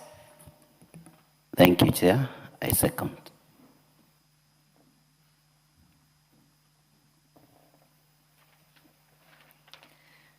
Honorable members, I propose the question, which is that the House do agree with the committee in the said report.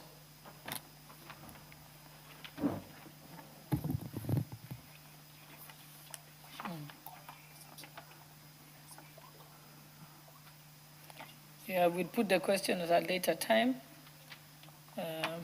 Next. Chairperson. Thank you, Honorable Speaker. Honorable Speaker, I beg to report to that the Committee of the Whole House has considered the Crops Amendment Bill, National Assembly Bill number 8 of 2023, and approved the same without amendments. Thank you, Honorable Speaker. Mover. Thank you, Honorable Speaker. Honorable Speaker, I beg to move that the House do agree with the committee in the said report. I also request Honorable Len Mengit to second the motion for agreement with the report of the Committee of the Whole House. Thank you.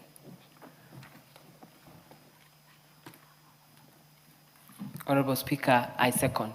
Thank you. Honorable members, I propose the question, which is that the House do agree with the committee in the said report. And we shall defer the putting of the question.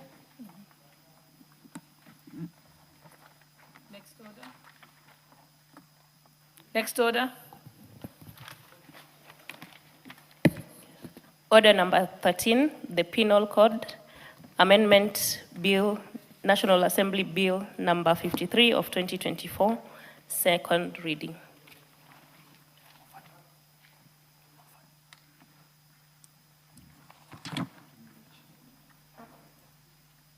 Honorable Watch, is he here? Okay, we jump to the next one. He's not present. Order number 13, motion, sustainable management and valorization of organic waste from avocado processing. Honorable Mary Wamaua, she's not present. And this has been on the order paper for very many occasions. Maybe it's just better to drop it out because they've not been here many of the times. Okay, next order. Order number 15, the National Transport and Safety Authority Amendment Bill, National Assembly Bill number 36 of 2023, second reading.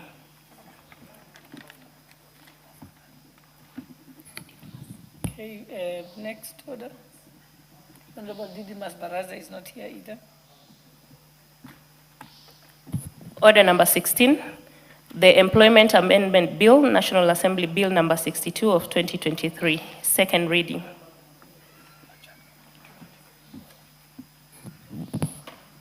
Next order. Order number 17, motion, mandatory guidance and counseling program in all primary and secondary schools in Kenya. Honorable Rehab Mukami, member for Nyeri, not present. Next order. Order number 18, motion, policy to develop a structured engagement of National Youth Service graduates as security officers in government institutions. Honorable Gertrude Bayu, also not present. Yes?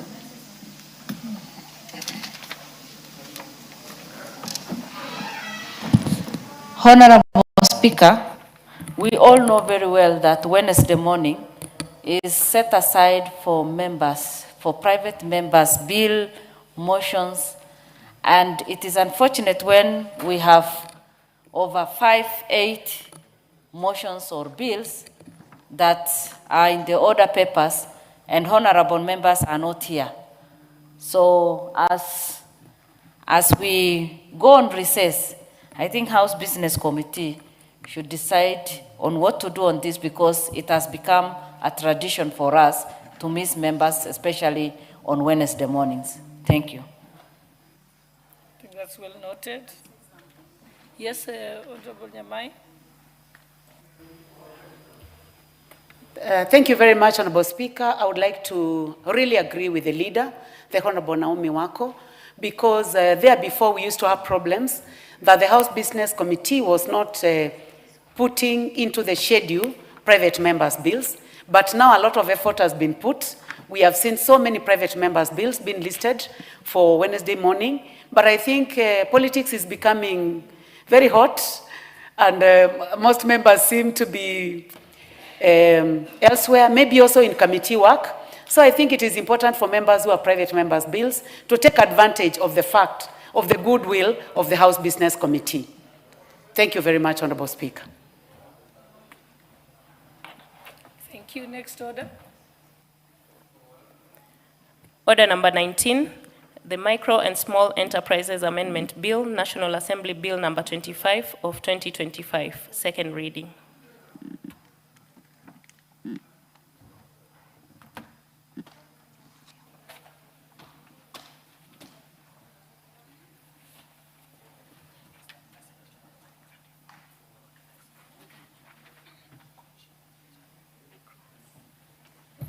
Honorable members, well, I'd just like to note that the Honorable Mukunji Gitonga, Member of Parliament, is not in the House at the moment. So order number 19 is hereby deferred. Order number 20, The Pensions Amendment Bill, National Assembly Bill number 25 of 2024, second reading. The Honorable Kasim Tandaza.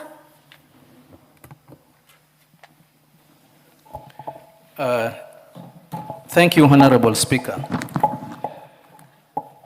I rise to support the Pensions Amendment Bill 2024, which is both timely and necessary in addressing the welfare of our retired public servants.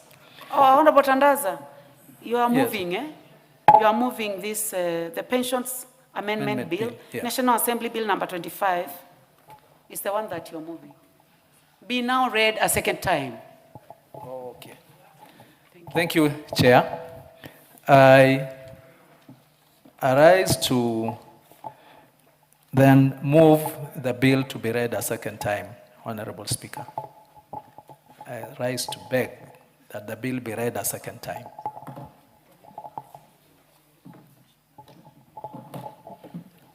Are you able to read it as it is in the order paper? I beg to move that the Pensions Amendment Bill, National Assembly Bill number 25 of 2024, be now read a second time. Then you proceed. Where is the order paper? See the order paper. Where is the order paper? Just a minute. It is not read, but it's not.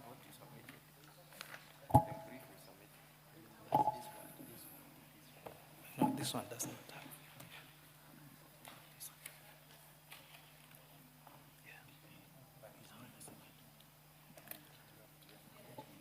Okay. Thank you, Honorable Speaker. I arise to that the Pensions Amendment Bill, National Assembly Bill number 25 of 2024, be read a second time. Honorable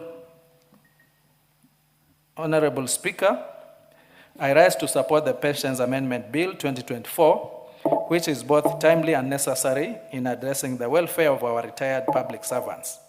This bill seeks to respond to the long-standing concerns regarding the erosion of pension value due to inflation and the inequities that arise from outdated methods of pension computation. Honorable Speaker, the primary objective of this bill is to introduce an automatic cost of living adjustment to pensions so as to ensure that retirees are protected from the adverse effects of inflation.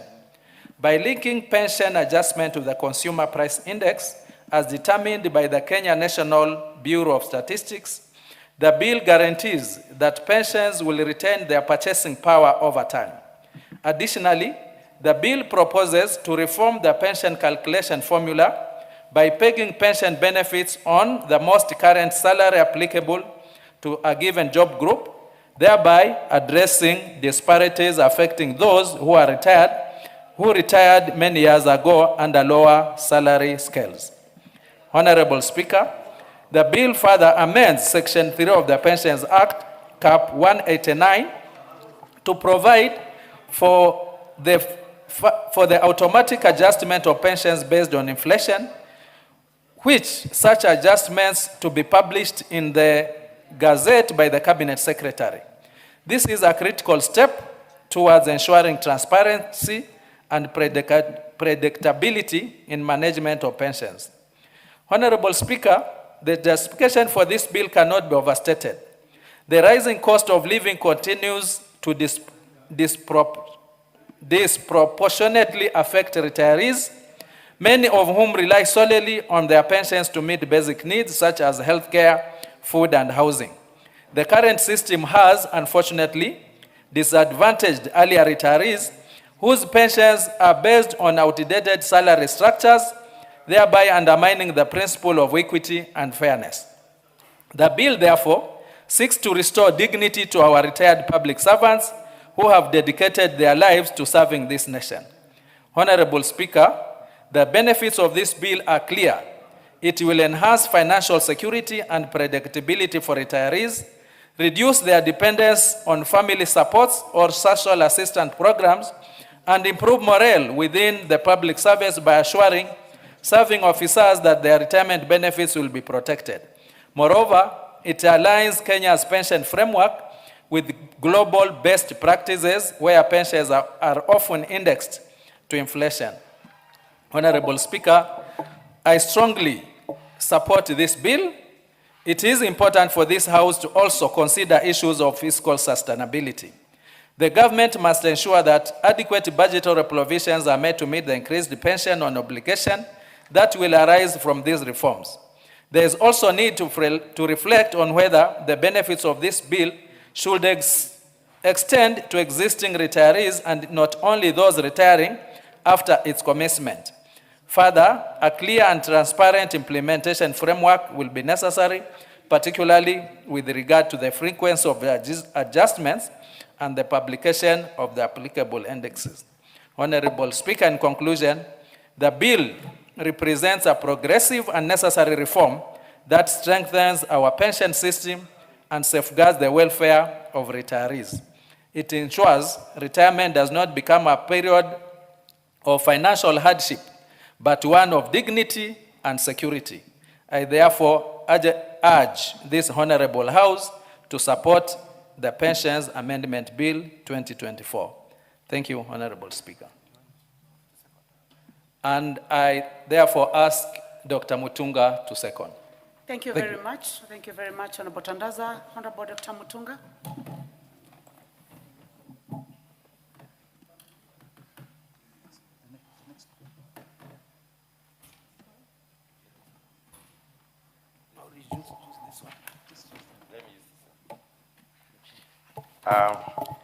Thank you very much, Honorable Speaker, for the opportunity to second the amendment brought by the Honorable Member for Matuga, the Honorable Tandasa, on Pensions Act Cap 189.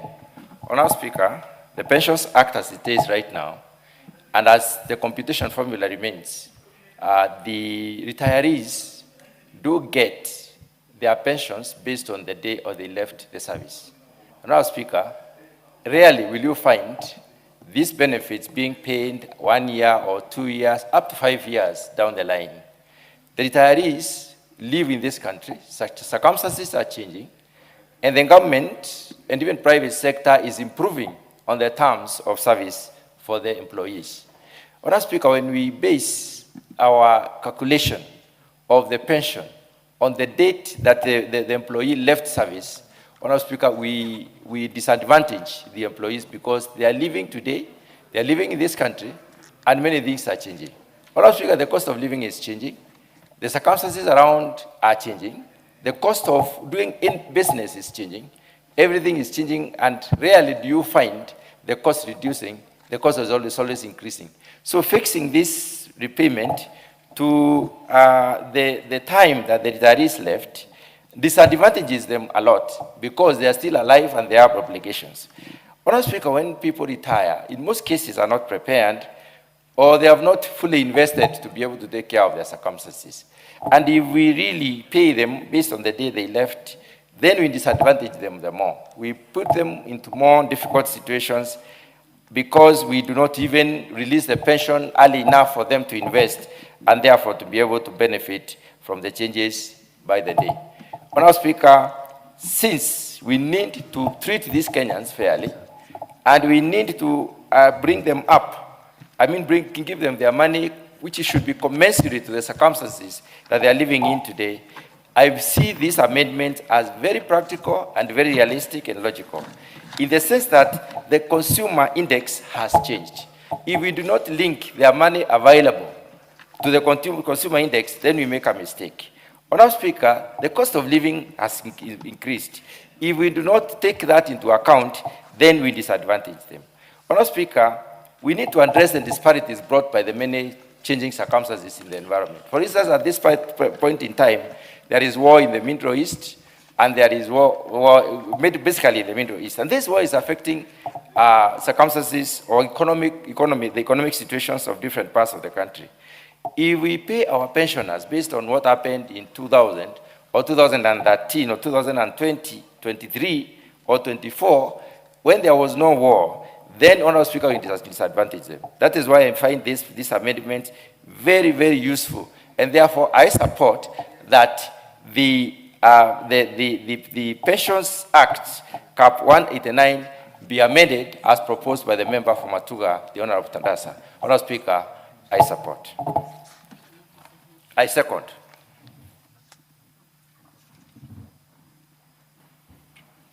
Honorable members, I now propose the question, which is that the Pensions Amendment Bill, National Assembly Bill number 25 of 2024, be now read a second time.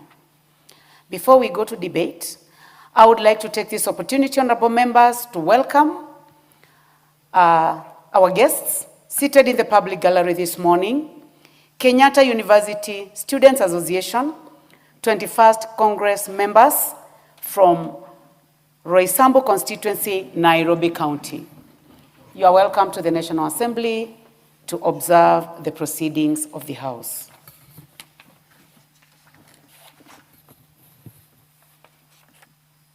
Before we go to the motion, I would like to give a chance to the Honorable Mathenge to lay a paper.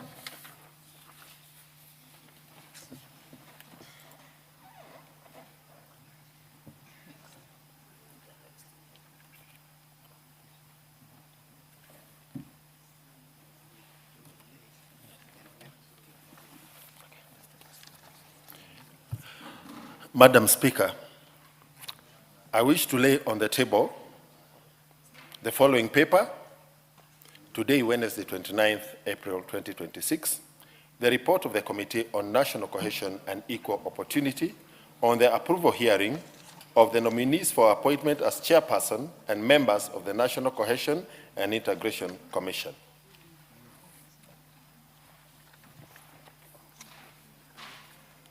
You may go ahead. I'll give you a chance also. Please continue to give a notice of motion.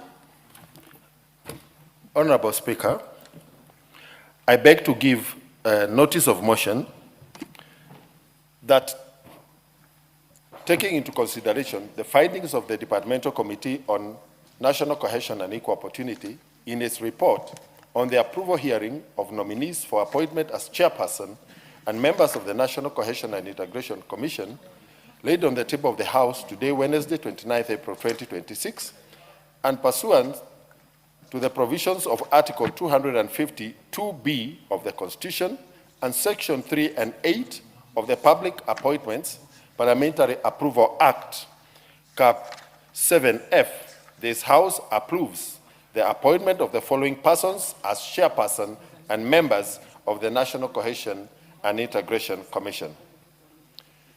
Dr. Kefa Nyamwea Omai, chairperson.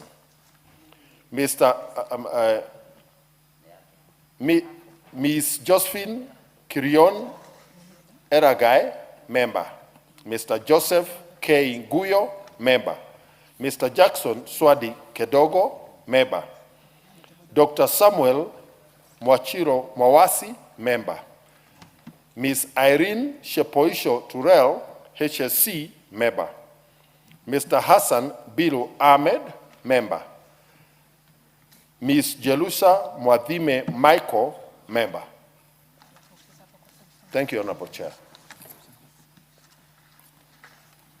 Thank you very much, Honorable Mathenge. Now, Honorable members, we are back to the debate on the Pensions Amendment Bill. And I do not see any interest.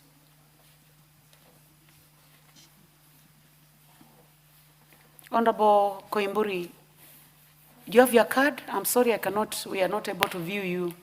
I can see your hand, you lifting up your hand. Are you saying you have interest in this pensions bill? No, okay. It's about this for Mathenge. That one will come later.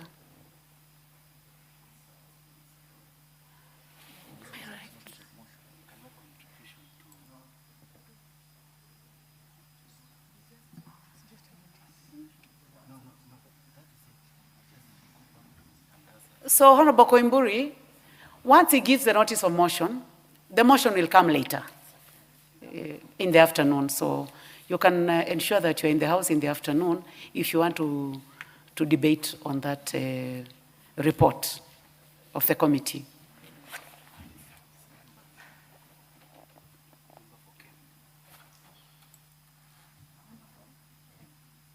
Member for Game, you may proceed.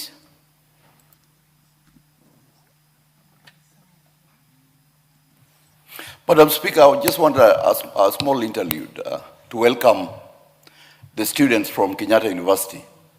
I was in Kenyatta University in 1990, graduated then, and you can see I'm in Parliament. So this should be an inspiration for you students at KU, that you can do it the way Elisha Odhiambo's made it.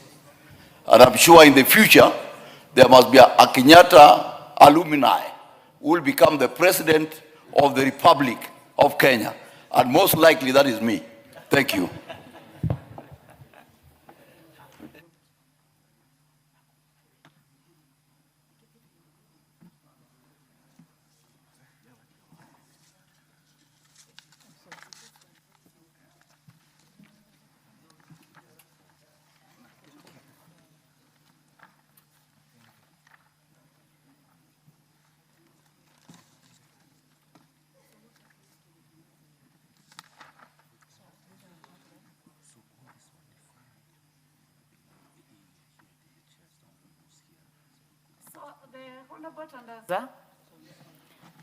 There have been no interest. I would like to give you a chance to reply. You are the mover. You can go to your position and do that.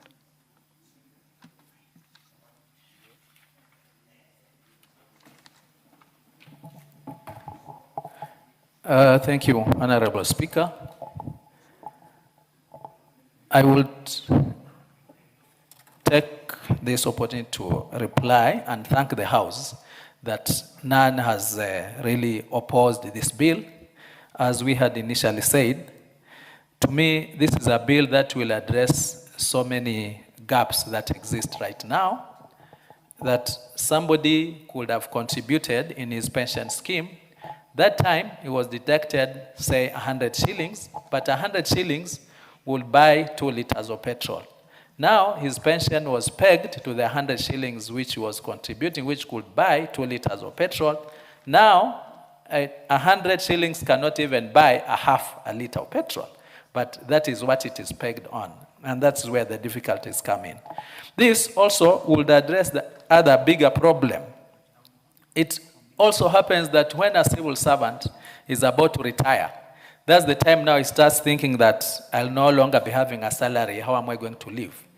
Definitely, he'll be tempted to see how much he can actually get out of his office. In terms of corruption, these are the times when you find that expenditures, unnecessary trips, which initially they were not part of the budget, what he can grab just to make sure that by the time he retires, he can still be able to drive his car. So apart from just making this bill giving a retiree a decent living, it would also actually cushion an employee that you don't really have to steal, you don't really have to grab. What you'll be getting after your retirement can still take care of you. That is what this bill is talking about. And if passed as it is, it is for all of us, because at one point, unless you die early, and nobody prays to die early, you are going to retire, and when you retire, you will expect to live a decent life, and you should be able to live a decent life from the work that you've been doing diligently, without corruption, with all your cautions, and happily thereafter. So, Honorable Speaker, I reply. Well, honorable members, I'll defer putting of the question to a later time. Next order.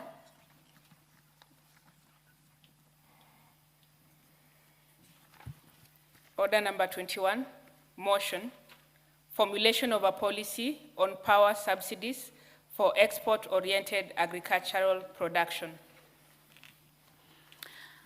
Honorable members, that order number 21 is by the Honorable Gathoni Wamuchomba, who is not in the House this afternoon, so it is hereby deferred. Next order. Order number 22, motion, motion to outlaw discriminatory practices in learning institutions that impede access to basic education. The Honorable Duncan Madenge.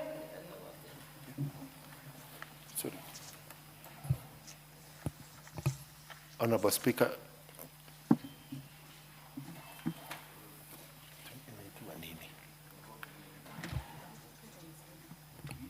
Honorable Speaker, kindly guide me on the direction. Please approach the table.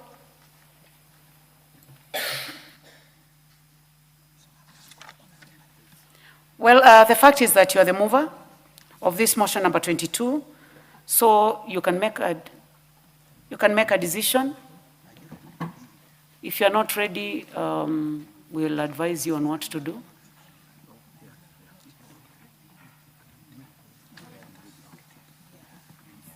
Okay, you are ready?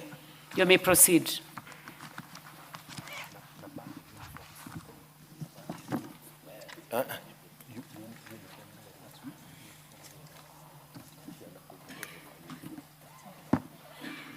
Honorable Speaker, Madam Speaker, education in this country under the Basic Education Act is mandatory and compulsory. Before you debate, I'll ask you to move. You move it as it is in the order paper. This is your motion.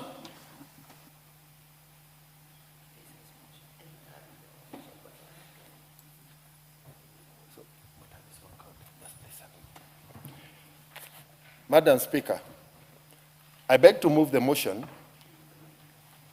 I beg to move the motion to outlaw discriminatory practices in learning institutions that impede access to basic education. Honorable Speaker, aware that Article 53(1)(b) of the Constitution guarantees every child the right to free and compulsory basic education, and Article 21(2) obligates the state to take legislative and policy measures to ensure the progressive realization of socio-economic rights, which include the right to education under Article 43(1)(f).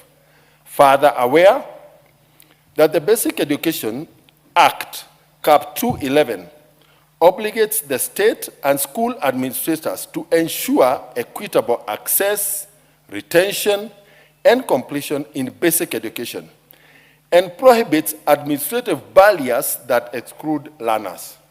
Noting that the Children Act, Cap 141, requires the best interest of the child to be the primary consideration in actions concerning children, including in education.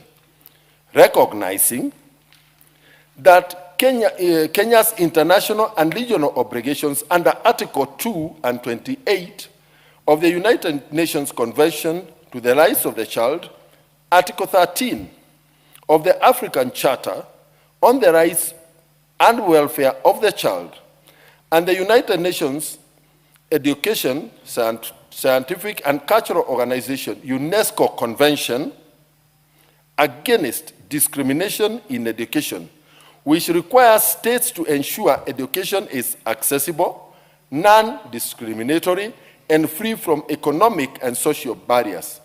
Concerned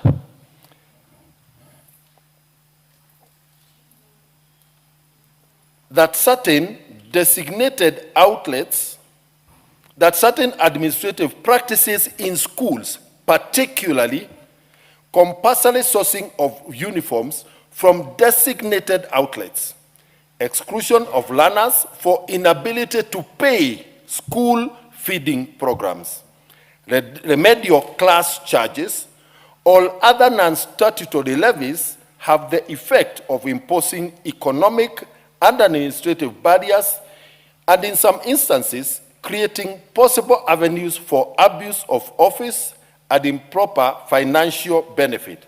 Now, therefore, this House resolves that, 1, all basic education institutions shall allow purchase of school uniforms from the open market as long as they generally conform to the school design and standards, and further, that any attempt to monopolize, control, or otherwise influence the supply of uniforms is unlawful. 2, all learners shall have uninterrupted access to school regardless of inability to pay for school feeding programs, remedial charges, development levies, or any other charges not expressly provided for under the Basic Education Act or any other regulation approved by the Cabinet Secretary responsible for education. 3, the Cabinet Secretary for Education, in consultation with the Teachers Service Commission, shall within 90 days develop a comprehensive regulatory and enforcement framework, including a monitoring mechanisms, a complaints and redress system for parents and learners, as well as a nationwide public awareness program to ensure full compliance. And 3 and 4, provide that any person, all institution, action or policy that violates this resolution shall be subject to disciplinary action under the relevant statutes, including the Teachers Service Commission Act, the Basic Education Act, the Children's Act, and the Ethics and Anti-Corruption Commission Act. Madam Speaker,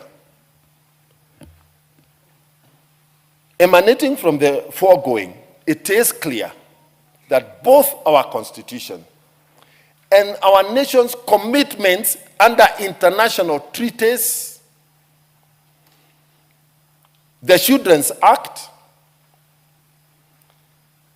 and the Basic Education Act, every Kenyan child has the right, and it is not just the right, it is also compulsory for a child to attend school uninterrupted. This is the right of every Kenyan child, irrespective of the ability or the inability of economic ability or inability of their parents. Honorable Speaker, today we send out our chiefs to go to the villages and pick children who are not in school, take them to school, and actually take legal action against their parents. But when a child has been sent home because they do not have a uniform, what are we saying to this child? When a child is sent out of class because on that day their parent did not have 20 shillings to pay for school fees, for lunch feeding program, and unfortunately the child is sent away from school in the morning, not during lunch hour. What are we telling this child? We are discriminating against this child. We are punishing them because their parent apparently is poor. We are affecting their self-esteem. Bullying we are subjecting this child to bullying by other students on account of poverty. We are permanently affecting the emotional state of this child. Yet, we have provided in the Constitution that every child has a right to education. Yet, we have provided under the Basic Education Act that education in this country is compulsory. And therefore, Madam Speaker, it is time for this House to pronounce itself on the economic barriers and other barriers that have been placed in front of the Kenyan child, denying them a constitutional right, a legal right, an obligation under the UN conventions, and the African Charter on the Right of the Child. Madam Speaker, when schools insist that you can only attend this school because you you can only attend this school after purchasing the uniform from that school. How competitive is the pricing of that uniform? Why do we allow our schools to be converted into avenues perpetuating the interest of cartels in the uniforms industry in this country? Why do we convert our learning institutions into trading centers to push personal economic interest and personal gain? Madam Speaker, our students and their parents are told, unless you go and purchase uniforms from school distributor XYZ, your uniform is not accepted. Madam Speaker, you and I had a local foodie in the village who made your uniform. It was acceptable during that time. How come today it is not acceptable? Madam Speaker, we have a huge industry in Nairobi, Uhuru Market, where ordinary men and women, ordinary hustlers, make uniforms in this country at very affordable prices. Yet those uniforms are not acceptable in our schools. Yet we want to speak about technical skills, self-employment for our young people, and then immediately we place a barrier that your goods are not good enough for utilization by your own child. Madam Speaker, how can a tailor who makes uniforms, who makes clothes for other people, not be good enough to make a uniform for their own child in this country? Madam Speaker, it is these barriers that I seek to have removed. Madam Speaker, a parent who cannot afford a meal for their child, why should that child be punished by being excluded from class and from school? Feeding programs are supposed to be compassionate. They cannot be punishment. They cannot be a source of exclusion. They cannot be a source of discrimination. Yet we want to produce a just society, and a society that is giving the lowest child in this country an opportunity to thrive. Education is the only equalizer for our children. How do we confine some children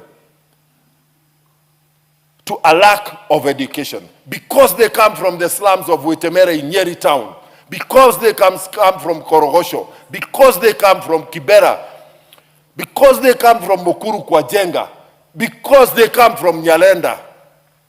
How can we?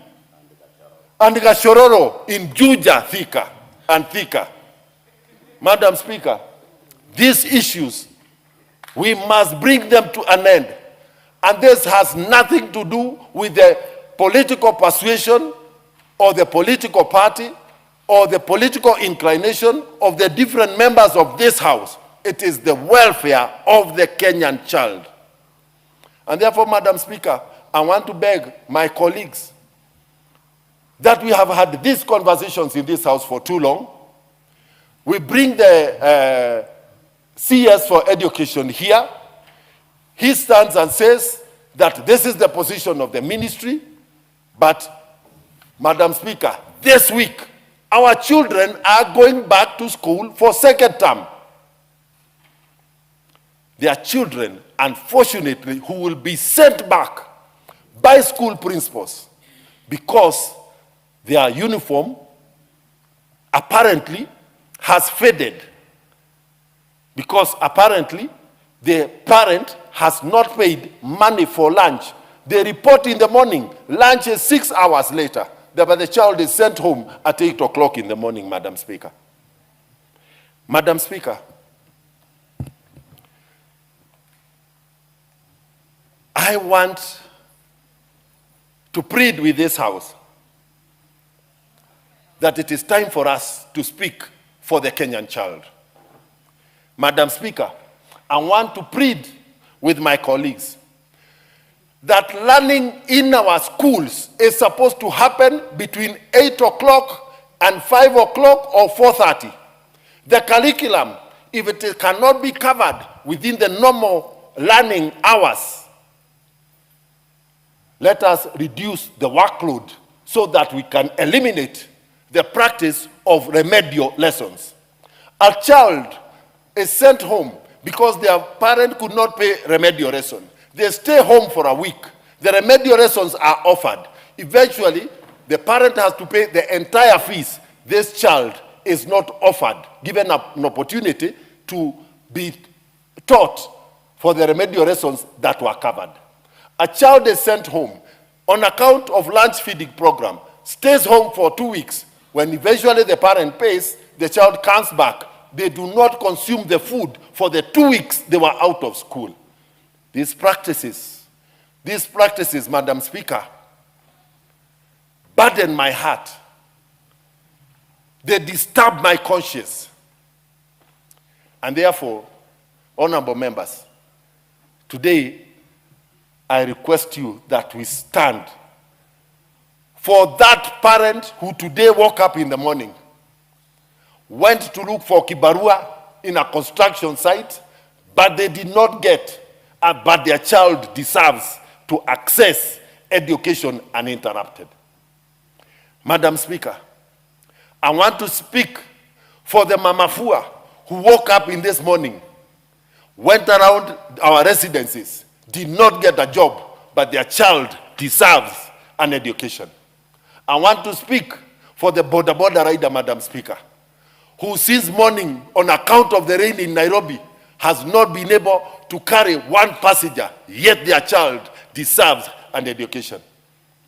Madam Speaker, I want to speak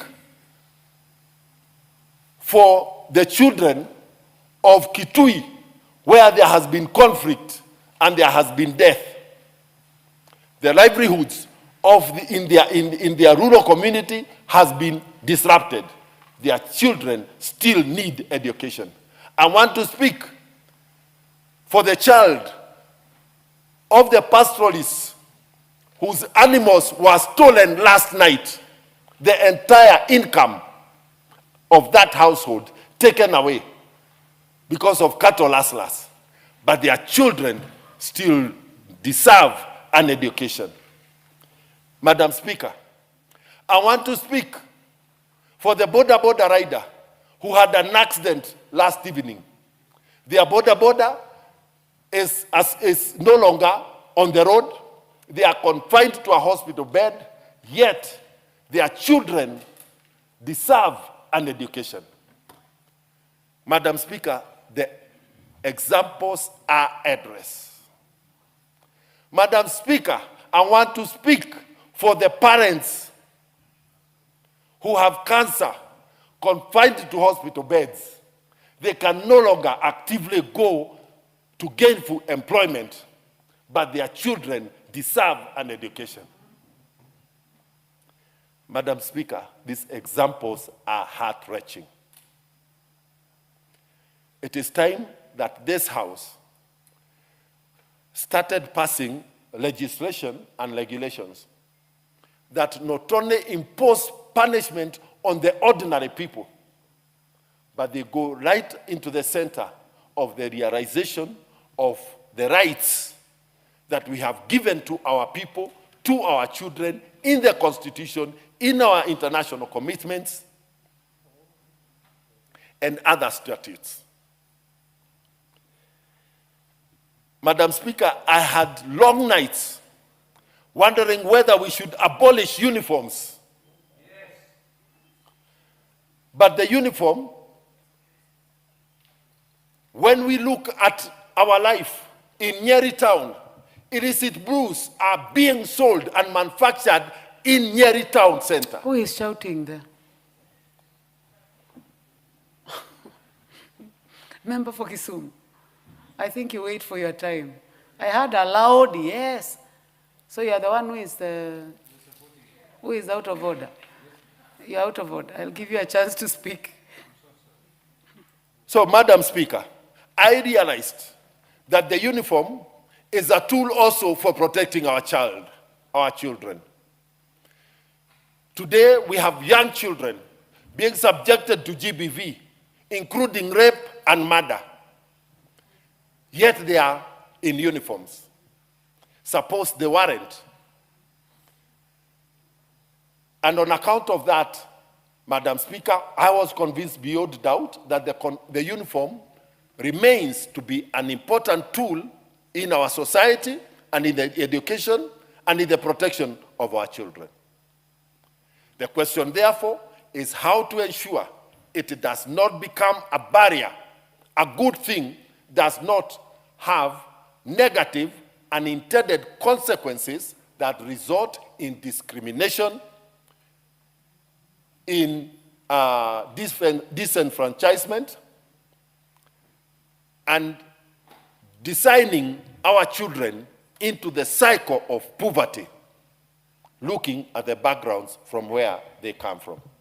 Madam Speaker, allow me to request the Honorable Koibori, MP Juja, to second. Member for Juja, Honorable Koimburi.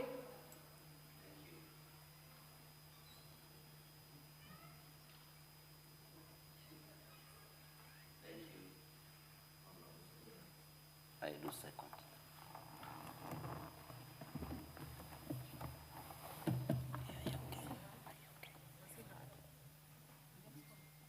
Please move to the next mic. Thank you, Honorable Speaker. I second the motion.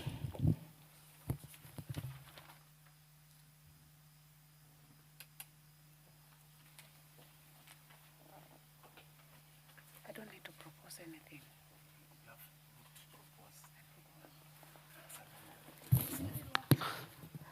Okay, honorable members. I now propose that aware that agriculture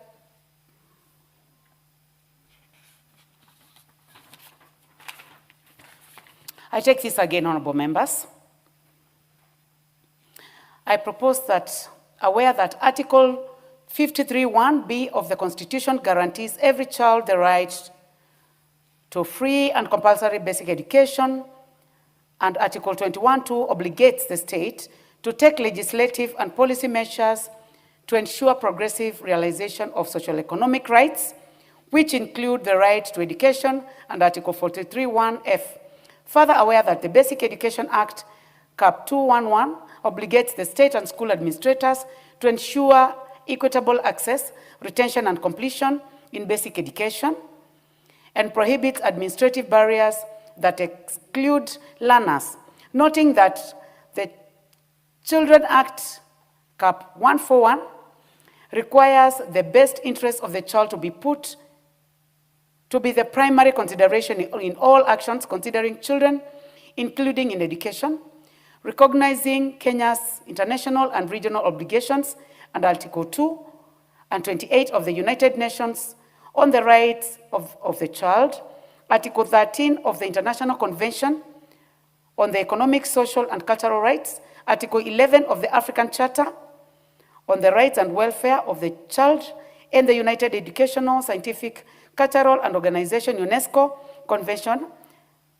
Against Discrimination in Education, which requires states to ensure education is accessible, non-discriminatory, and free from economic or social barriers. Concerned that certain administrative practices in schools, particularly compulsory sourcing of uniforms from designated outlets, exclusion of learners for inability to pay school feeding programs, remedial classes, charges, or other non-statutory levies, have the effect of imposing economic and administrative barriers, in some instances creating possible avenues for abuse of office and improper financial benefit. Now, therefore, this House resolves that 1, all basic education institutions shall allow purchase of school uniforms from the open market, as long as they generally conform to the school design and standards, and further, that any attempt to monopolize, control, or otherwise influence the supply of school uniforms is unlawful. 2, all learners shall have uninterrupted access to school regardless of inability to pay school fees, feeding programs, remedial charges, development levies, or any other charges not expressly provided for under the Basic Education Act or any other regulation approved by the Cabinet Secretary responsible for education. 3, the Cabinet Secretary responsible for education, in consultation with the Teacher Service Commission, shall within 90 days, 1, develop a comprehensive regulatory and enforcement framework, including monitoring mechanisms,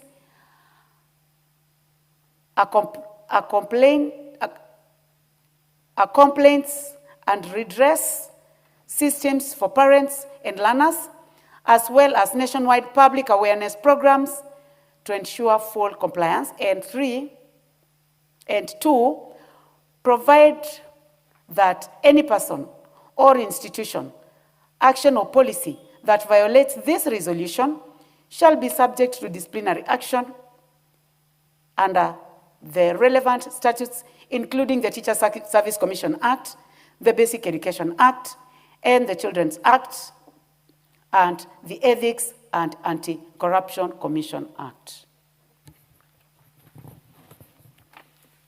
Honorable members, those who are interested to debate in this can hit the intervention button. I'll start with the Honorable Kasim Tandaza, member for Matuga. Asante Mheshimiwa Spika kwa kunipatia hii fursa. Wacha kwanza nianze kwa kumpatia pongezi Mheshimiwa Madenge kwa kufikiria na kuja na mswada huu ambao kusema kweli unadhalilisha wazazi, unadhalilisha watoto, unadhalilisha viongozi, unadhalilisha serikali. Tunajua kwamba katika mfumo wetu wa elimu ni kwamba masomo ya msingi ni bure. Kuanzia ile shule ya msingi ambayo sasa wanasema inaanzia grade ya kwanza mpaka ya 6, kisha baadaye kuna ile ya 7, ya 8 na ya 9. Serikali inatoa ruzuku kwa watoto hawa ambayo inatakikana iwe ndio imesimamia yale masomo yao. La kushangaza kama Mheshimiwa Madenge alivyozungumza ni kwamba licha ya kuwa pesa hizi hufika mashule hata ijapo kuchelewa, lakini bado huwa zinafika, kamati za shule pamoja na mwalimu mkuu, kwa sababu na hili nitalizungumza ya ufisadi, kwa sababu hutaka fedha za ziada. Zile zinazoletwa na serikali huwa zinakuja kwa kutumia maalum, kama ni kulipia stima, kama ni kulipia mishahara kidogo, kama ni kununua vifaa, kila pesa inakuja na kiwango chake. Lakini kwa sababu wao wanahitaji fedha zaidi, aidha za kutembelea katika shughuli zingine ambazo sio ratiba ya kiserikali, basi huweka hizi pesa zingine za watu walipe, ambazo ni mzigo mkubwa kwa wazazi na wazazi wengi hawajimudu. Mimi nikiwa hapa, jana nikiwa kwangu katika maeneo bunge, nimepata watoto wengi sana, kuanzia wale ambao wako katika shule ya msingi, kwa matatizo haya ambao Mheshimiwa Madenge huu mswada ameweza kuyanukuu, kwamba wamefukuzwa kwa sababu kama alivyotanguliza uniform. Na hili swala la haya mavazi yameendelea kuanzia shule ya msingi mpaka shule hizi ambazo ni za sekondari ya chini. Tunajua kwamba anayesoma ni mtoto na mtoto ni akili. Sidhani kama kuna utafiti wowote ambao ulifanywa kwamba ikiwa hujavaa uniform basi akili yako pia nayo haishiki masomo. Sidhani kama kuna utafiti wowote ambao ulishafai kufanywa kwamba mtoto kufanya vizuri ni lazima awe amevaa viatu ndio aweze kufanya vizuri. Mimi nitasema Mheshimiwa Spika kwamba ijapokuwa nilisoma katika zile shule za kimataifa, nilivaa kiatu kwa mara ya kwanza nilipoenda kidato cha kwanza. Nilibeba viatu vyangu katika sanduku nikiwa sina uhakika kama cha mguu wa kulia ni kipi na cha kushoto ni kipi, mpaka nilipopatiwa kwamba sasa naweza kwenda darasani ndio nikavaa, na nilifanya vizuri, na ndio maana niko hapa, na wengine na imani walisomea katika mazingira haya. Kama ingekuwa kulikuwa na vikwazo kutoka wakati wetu, sidhani kama wengi wangekuwa wameweza kusoma na kufika kile kiwango ambacho baadhi yetu waliweza kufika. Kwa nini nyakati hizi tunaweza kuwekea wazazi vikwazo na watoto kuwakosesha haki yao ya kimsingi kwa vitu ambavyo havihusiaji na masomo? Mimi mwenyewe nakumbuka wakati nikiwa katika shule ya msingi, haikuwa karibu na ilikuwa ninaenda, siwezi wakati huo hakukuwa na haya matarajio ya kwamba watu watakula shule. Kwa hivyo mtu alikuwa anaruhusiwa kubeba chakula chake, aidha utakula peke yako ama utagawanyia mwenzako, na kama hauna utakaa na bado utasoma.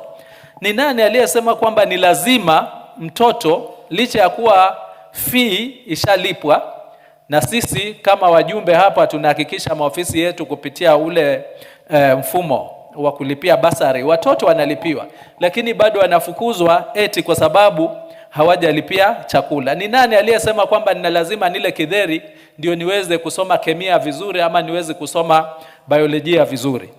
Kwa nini wasiruhusiwe kubeba chakula chao, licha ya kwamba pengine hata si lazima? Na lile swali ambalo lilizungumza, ujue wakati huo basari ya CDF tayari ishalipwa, serikali nayo ishatuma pesa zake, lakini bado mtoto yuko nyumbani. Na wakati akiruhusiwa, ukipata zile pesa za ruzuku za kumregesha, hapatiwi nafasi ya kuwa yeye asomeshwe peke yake vile hakuwako. Kwa hivyo hizi pesa zinaenda bure, pesa ya serikali inaenda bure, ile yetu ambayo inapitia katika mfuko wa CDF inaenda kwa mashule na haitumiki. Na ile hali bado itakuwa inadaiwa hakula, hakusoma, ambayo inachangia matokeo mabaya.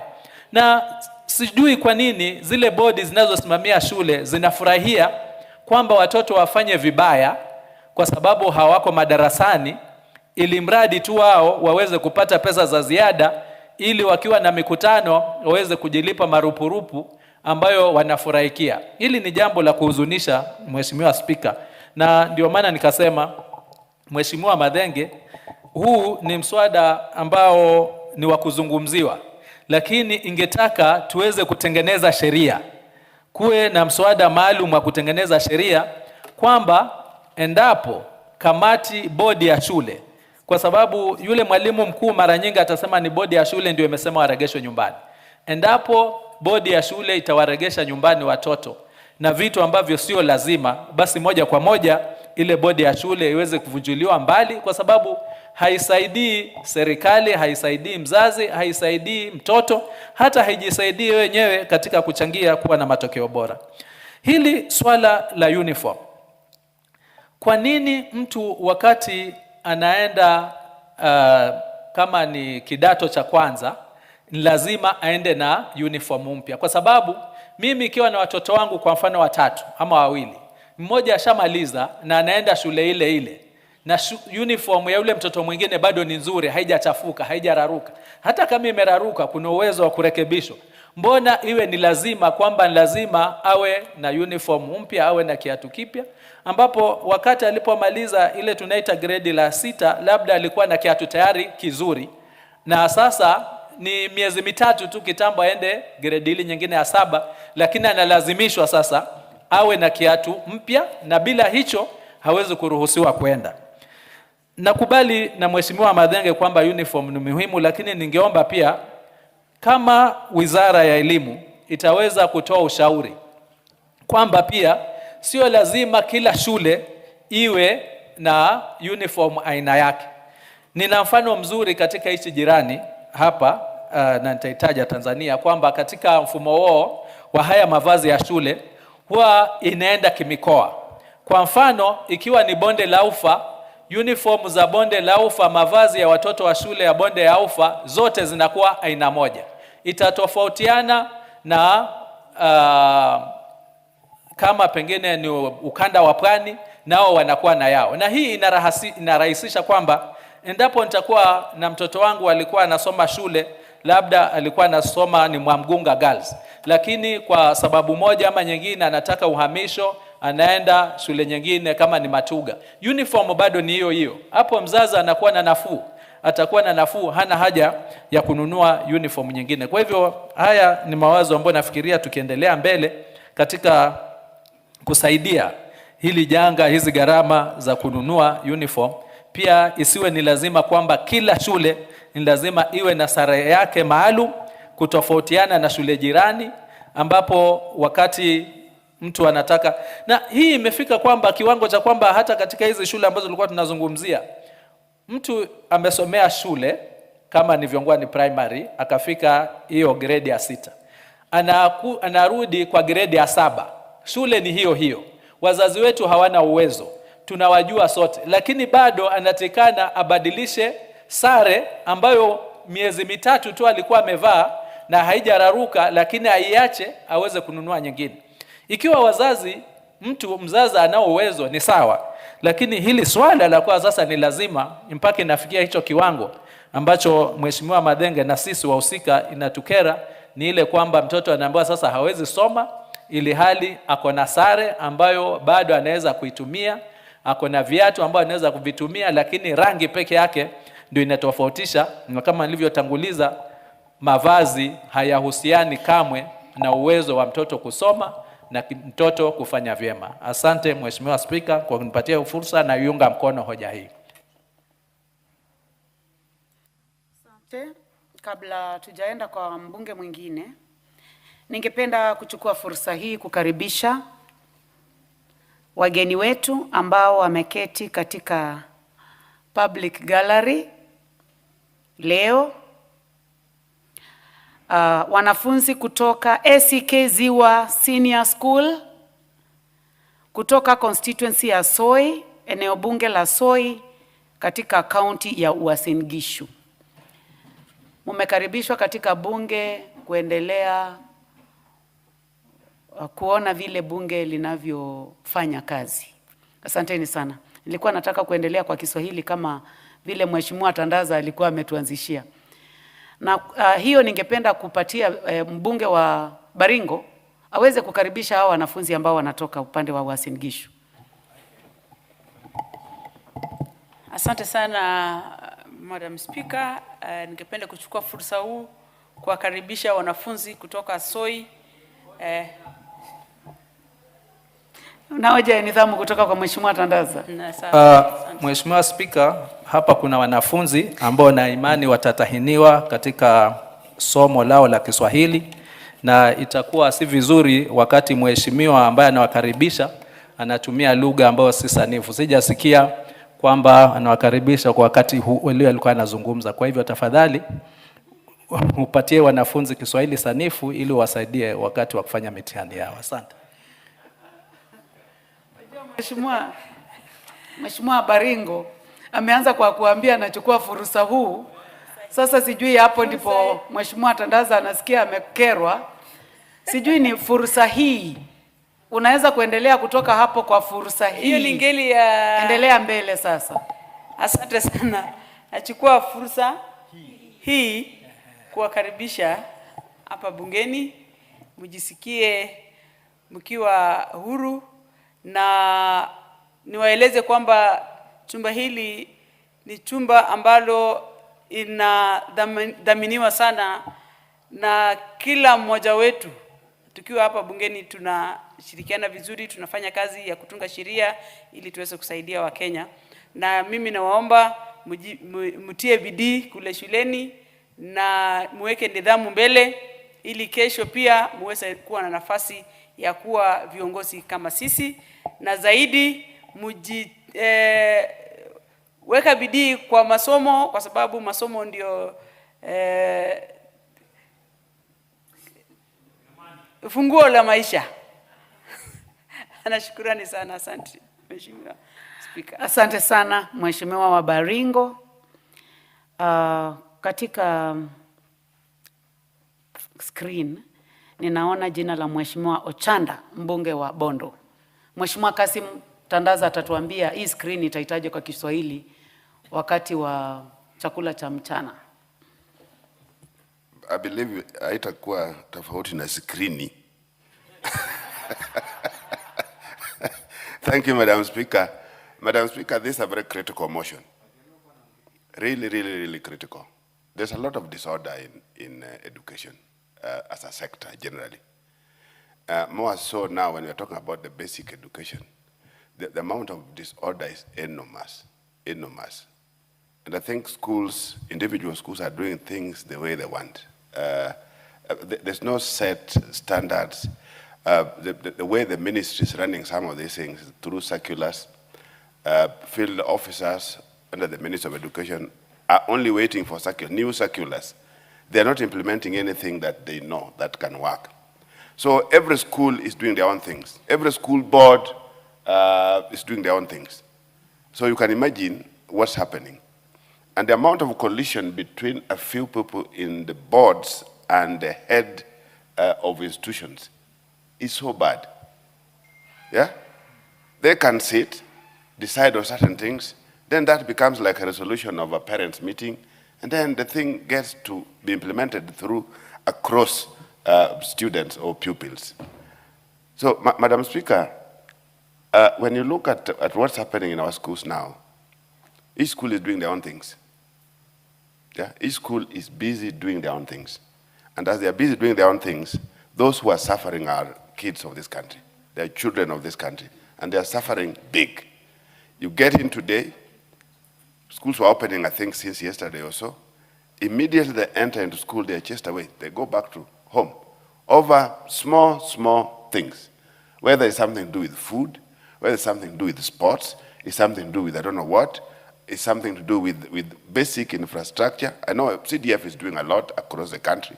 But there are certain basic things, because every CDF is structured. If certain things are required in between the months in the financial year that were not initially planned for, particularly in the constituency, there's a big problem. And all of this ends up with individual children, individual kids in the schools. So Madam Speaker, how I wished, when things can't be corrected, how I wished we said as a country that, no, let the government leave the issues of education for at least one whole year, for the government to reorganize itself, such that there is some order.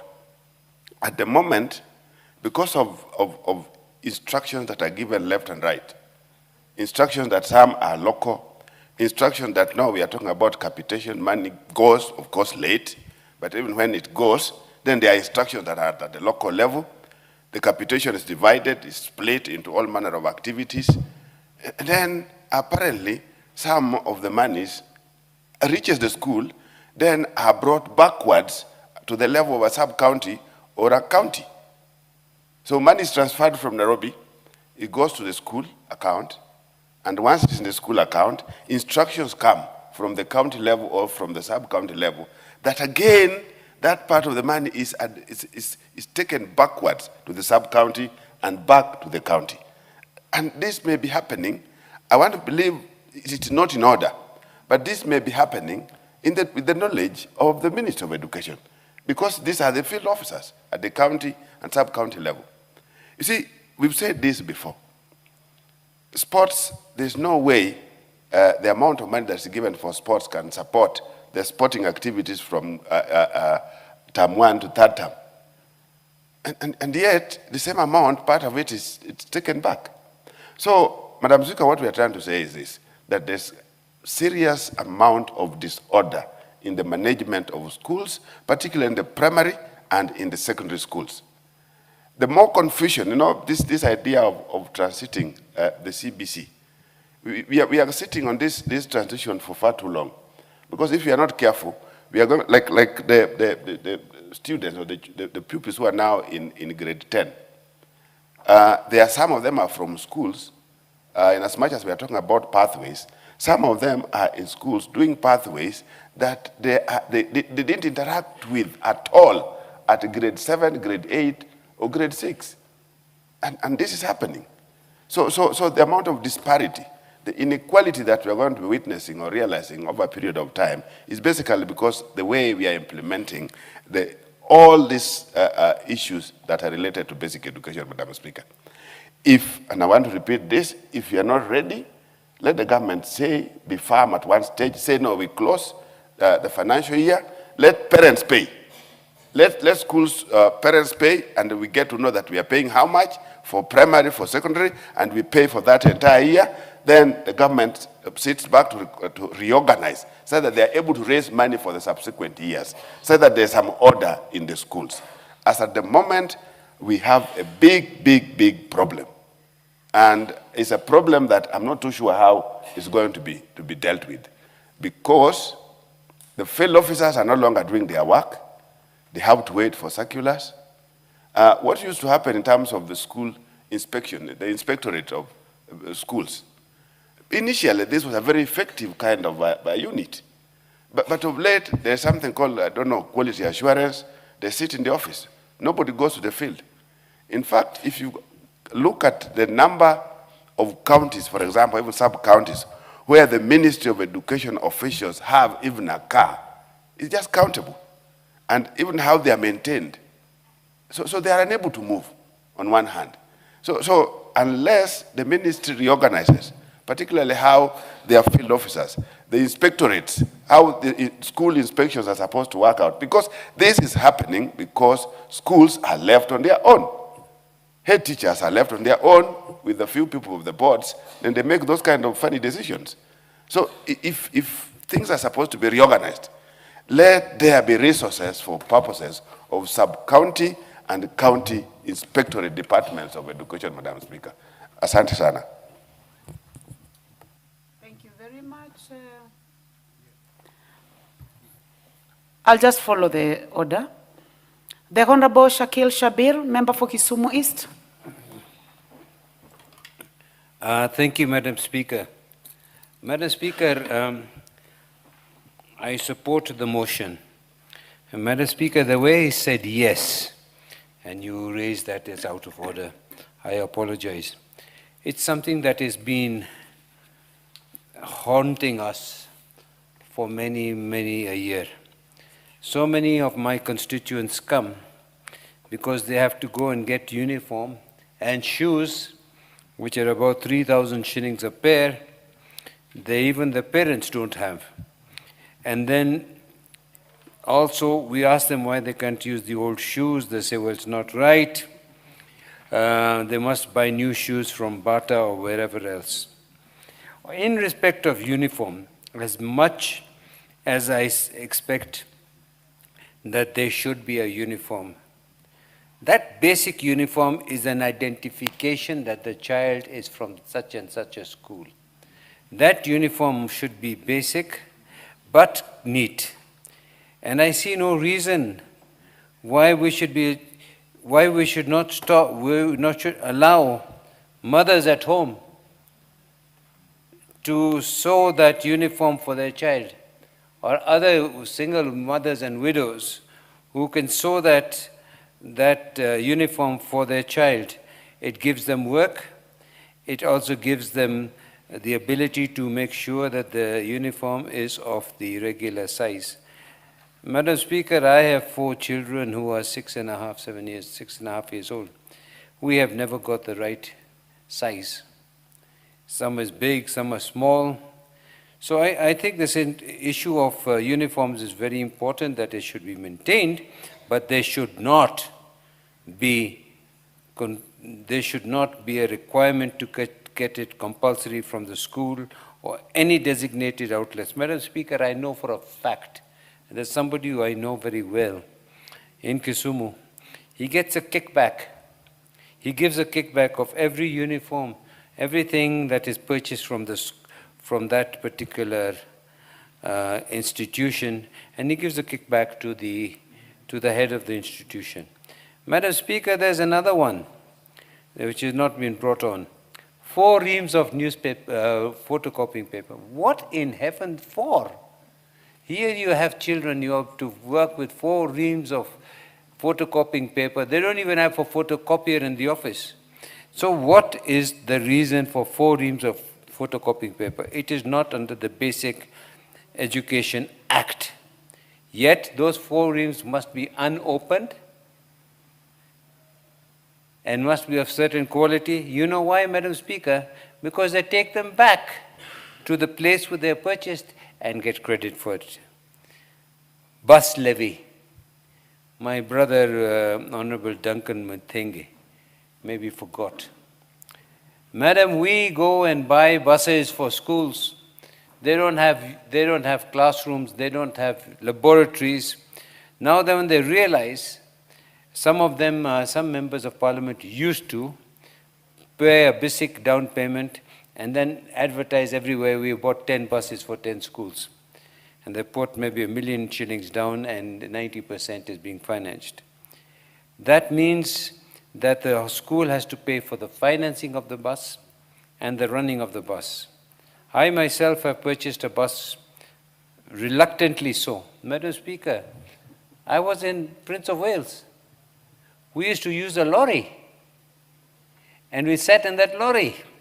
And when we were not sitting in the lorry, it was going to go and get sand and other things. Now you have these funny buses. Each school wants a bus, whether they have their classroom, they're not. And then, now that they cannot pay, they put a bus levy. A bus levy for every child, whether that child is going to go on the bus or not.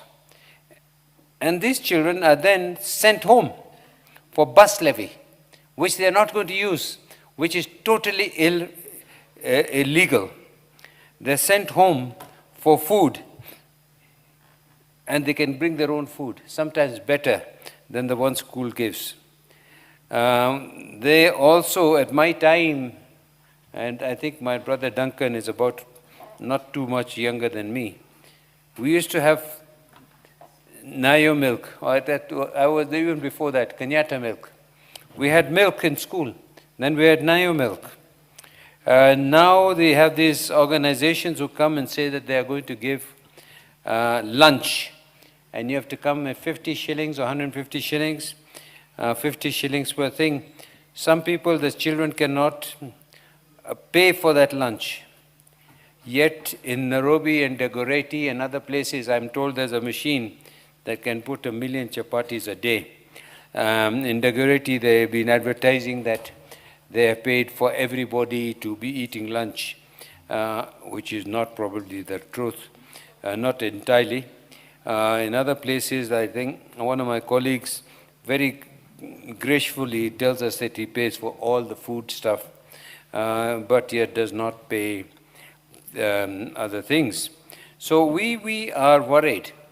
In the 10th Parliament, Madam Speaker, one of my colleagues from the Northeastern, instead of putting up classrooms, he was sending food and he was sending water.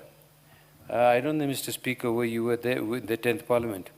It was taken and told by CDF that this was illegal. And he said, listen, my brothers, if I don't send them water and food, they will all die or they will run away. So what is the school for? The school is for educating of the children. So whether we do that in a mobile school run under camels or whatever, it is a school. There is another element, Mr. Speaker. Sir, these quality assessment officers, these field officers, they all want, if you ask for an assessment of a school, they will say, we want allowance, we want to be paid fuel and lunch. Yet, the Ministry of Education has employed them to do exactly that. Mr. Speaker, I don't know in your constituency, but mine, some of these Ministry of Education officers have four-wheel drives better than mine. They are purchased by the ministry. And so they go around with these four-wheel drives in funerals and other places, but not for what it is meant. So now if they want a quality assessment for a school, even if the school wants it, even if the children want it, we have to raise money. Then, Mr. Speaker, teaching is a calling, and we need people to be enthused to teach. Nowadays, we go to schools, Mr. Speaker, and they have what is called a prize-giving day. You know what they give the prize to? It is called encouragement and motivation of teachers. Mr. Speaker, these people are being paid. Some of them under TSC are being paid more than 50,000 shillings a month. Yet, they want motivation and encouragement. If you don't give them motivation and encouragement, they find ways and means of not teaching. Mr. Speaker, sir, not long ago, maybe last year, we came across a school in my constituency where the principal used to leave on Thursday morning or afternoon and say he's a Seventh-day Adventist, and he'd come back on Tuesday. And his vice principal likewise were the same lack of discipline. Likewise, the teachers were the same lack of discipline. And they would literally, the students would come and there was nobody. And out of 120 students, Mr. Speaker, sir, 118 got E's. So I was wondering what is going on. The fact of the issue is that there was an inability, on request, they did not want to teach. Now when you go to the school, they say, oh, if you can put a feeding program, the children will come. But the children come with their own food in Kisumu East. We are rural. We can get a cob of maize cheaper than what they can do otherwise. So we have a problem with the teaching system. Encouragement of teachers, or whatever you call it, is illegal. Then there's the issue of head teachers. Mr. Speaker, sir, now as we're talking about basic education, and I know we're talking about outlaw. Can I have 1 minute more? You can't. It was very important. Then you could. When you want something, you request for it. May I request? Correct. 1 minute. I have 1 minute. Thank you, sir. This is very important. Mr. Speaker, thank you for that time. Teachers molest children. Teachers beat up people. Teachers are not responsible. They rape children. Yet when you take it, they are transferred to another school. So I think the TSC has a responsibility as well as the Ministry of Education to take action. And finally, Mr. Speaker, sir, they get what is called capitation. Nobody knows what happens to that capitation. There is no knowledge, no accountability, no transparency, whatever. So that is with those few words, Mr. Speaker, and thank you for the extra minute, I do support. Thank you. The Honorable Jane Kihara, followed by the Honorable Mary Omaua.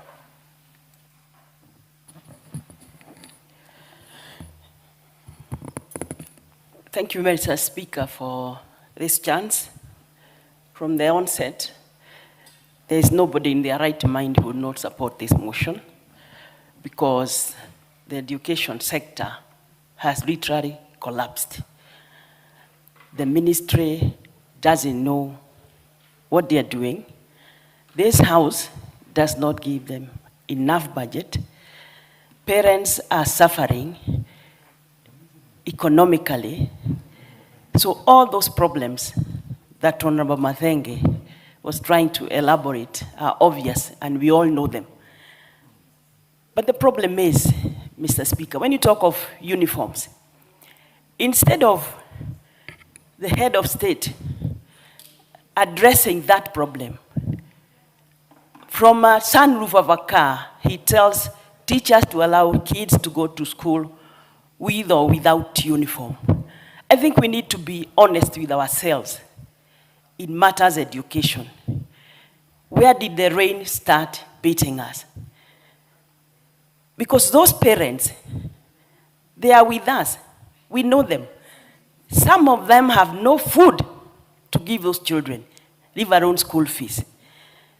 Because the government has refused to address the economic affairs or the high cost of living, so that everything else will fall into part. Nobody is interested now, especially the workers. I want to say here and now that the sub-county education office director in Naivasha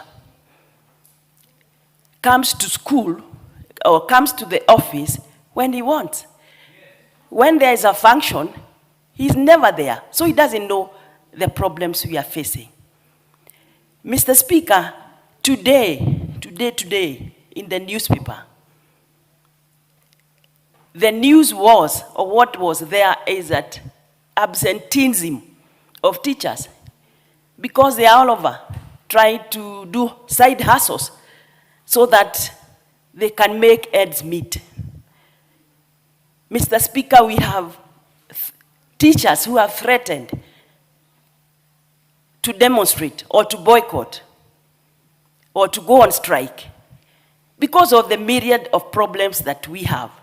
I think it's better to call a spade and say education sector, nobody really wants it to work. Yes, it is constitutional. Children must get free education and compulsory. But when this capitation is not coming in time, and the teacher has to run a school, we have sent the children to school, there is no money to run the school. Some of the schools are being auctioned, Mr. Speaker. Even the teaching itself has gone much, much low. Mr. Speaker, it's only today that I heard children who have been in school for 3-4 years can hardly write or speak the language that they are supposed to use for the rest of their life in their everyday life. I think it's not good to hide, to bury our hands in the sand. Nobody is interested in education. The government itself is not interested. We are seeing money being thrown up and down in campaign mood, being given for empowerment when our children are at home because they can't go to school. I think we need to call it as it is and say that, Mr. Speaker, we need to go back to the drawing board if you have to address the children, the education of our children, education sector, because nobody seems to be interested. We are here giving bursaries, yes. How many can you give? Like the children who are here, who I welcome very much, if their parents didn't have money to pay for them so that they come for this trip, they will not be here. So there is no equalization when we know that education is the only thing that it can equalize children from rich families and poor families because they are getting the same quality of education. It's not happening and nobody is interested. I think, Mr. Speaker, much as I support this motion, we must know where the problem is because we know there is a problem and a big one. Teachers are doing business. That is where they are saying we go and buy uniform from that place because he wants to make an extra coin. The taxation, they are paying for SHA, they are paying for affordable housing, and they have loans themselves. I think we are being dishonest when we address things so shallowly when we know where the problem is. Mr. Speaker, I support.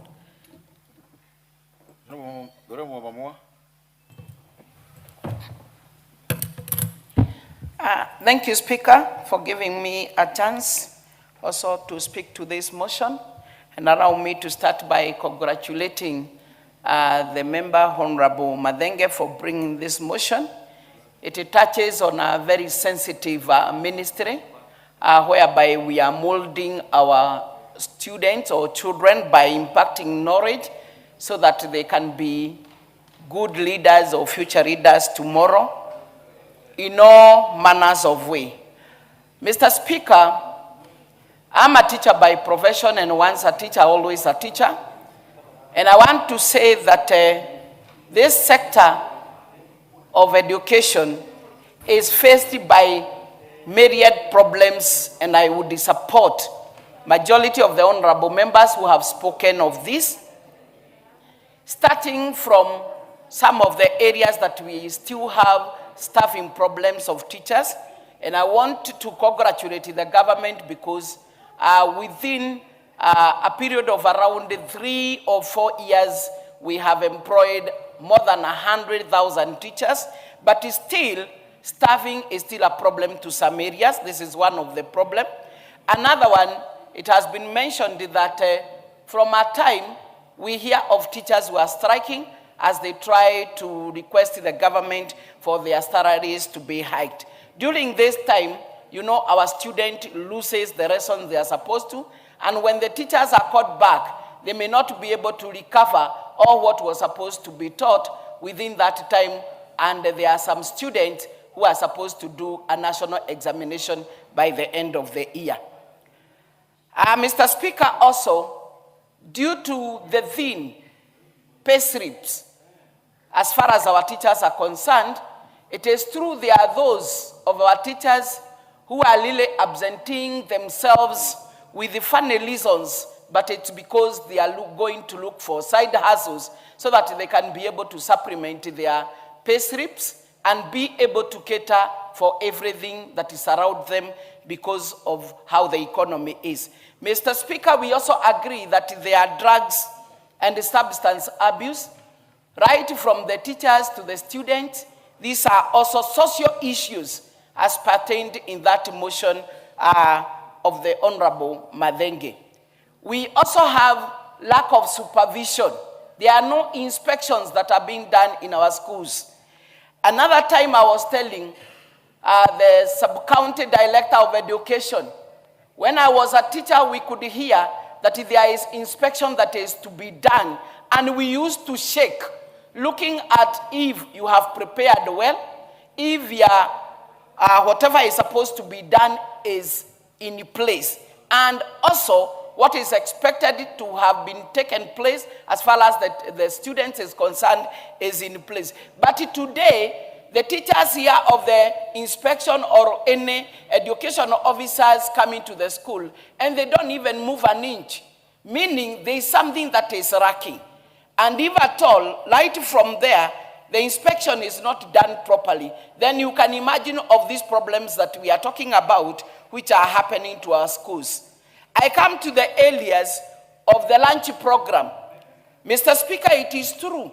We have the lunch programs because there is the policy that there is education for all, and we are not charging anything in our day secondary schools apart from the lunch program. But you're also finding that in some schools, the lunch program is too much. The amount that has been put to be paid by the end of the year, divided into 3 terms, some is hefty.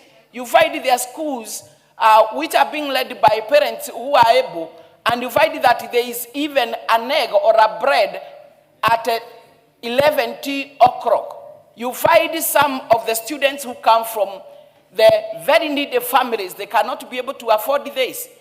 And you know, when we are giving bursaries, we do not give enough, especially for big constituencies. And I give an example of mine, Maragua constituency, where I give 3,000, which is not enough to all the students who have applied. And 3,000 per year is so little because none of the secondary schools that are requesting for a lunch program by the end of the year, less than 15,000, it is more. So you'll find that some of the students who come from these needy families will have to be sent home because they cannot stay at school and eat while they are not paying. But Mr. Speaker, many are the time that I ask a question. This student is sent home for like a month.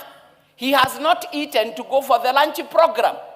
When he comes, he's supposed to pay for the whole amount within the term, yet a whole month that his student was not at school, meaning he did not eat. So how are we compensating for that? So, Mr. Speaker, we are saying there is a way that we are supposed, as a ministry and as a government, not to allow students to be sent home by virtue of the lunch program. If at all there is anything the parent can be able to do in agreement with his son or daughter and remain in school without eating the lunch he can carry, then we are not supposed to send these boys and girls home by virtue of the balance in the name of the lunch program. And this is something that we can be able to do because in the schools we can be able to introduce the meal cards for those who have been able to pay or whose parents are able to pay. The meal cards are there for them, and the others can carry their own food, meaning the student can stay in school and not to be sent to miss classes by virtue of this lunch program. Mr. Speaker, also, the issue of the school uniform. I want to say there are many of the principals who are taking advantage of this. You are finding this also in primary schools. Because there is the JSS, there is a uniform for them. And there is that for the primary. And it happens that a young boy or girl maybe grew big, or the uniform got torn before he graduated to the JSS. And therefore there is a uniform that was bought for that lower kanda. And you now find now that the boy or the girl has gone or graduated to the JSS, another uniform has to be bought. Why don't we make it that one can be able to run with whatever kind of an uniform there is, and eventually and gradually the parent to be allowed to pay to buy that uniform when he or she will be able. But not to see students either within the primary or JSS or senior secondary going home by virtue that the student has no proper or current uniform in the class that he or she is. So, Mr. Speaker, I want to say, sometimes we are getting students out of school because of this lunch program, because of the uniform, and other funny things like maybe losing a book, things that can be provided gradually, giving the parent time. Because within our Basic Education Act, it gives the responsibility of the parent when it comes to the provision of uniform, and also provision of lunch program, and also in support of any development in the school, whereby this has been properly discussed with the intervention of the education officials. We know there is that responsibility which the parent is supposed to take care of. Mr. Speaker, we are always complaining when these students are out of school. You know how the outside is. And many of these students are getting trapped in the drugs and substance abuse. Others are getting into early marriage just because this student, his or her esteem has gone down because there is no one who feels good when you have been sent home, when you know others are still in school. So that we can be able to do away with these vices, Mr. Speaker, it is good that the Ministry of Education takes strict measures and gives circulars which are advisory onto whatever is supposed to be done, so that at least most of the time we can be able to retain these students and allow her to finalize.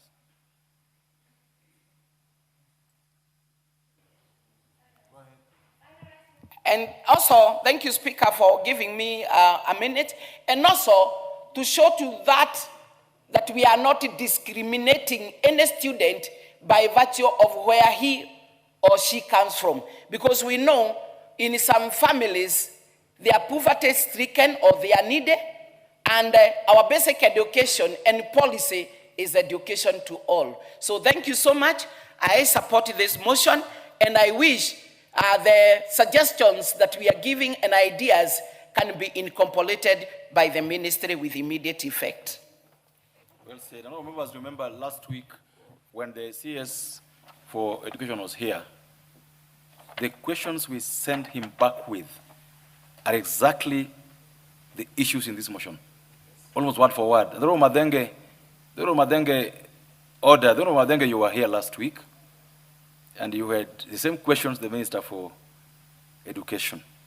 And remember, he's supposed to bring back answers the week we come back from it. In fact, he's supposed to bring them tomorrow. You need to be on the lookout so that if his answers can answer the questions that are being raised by this motion, so be it. If not, then we keep pushing to ensure that what you're looking for as a parliament in this particular matter of uniforms is attained. All members, time now being 2 minutes after 1 o'clock, this House stands adjourned until this afternoon at 2:30 p.m.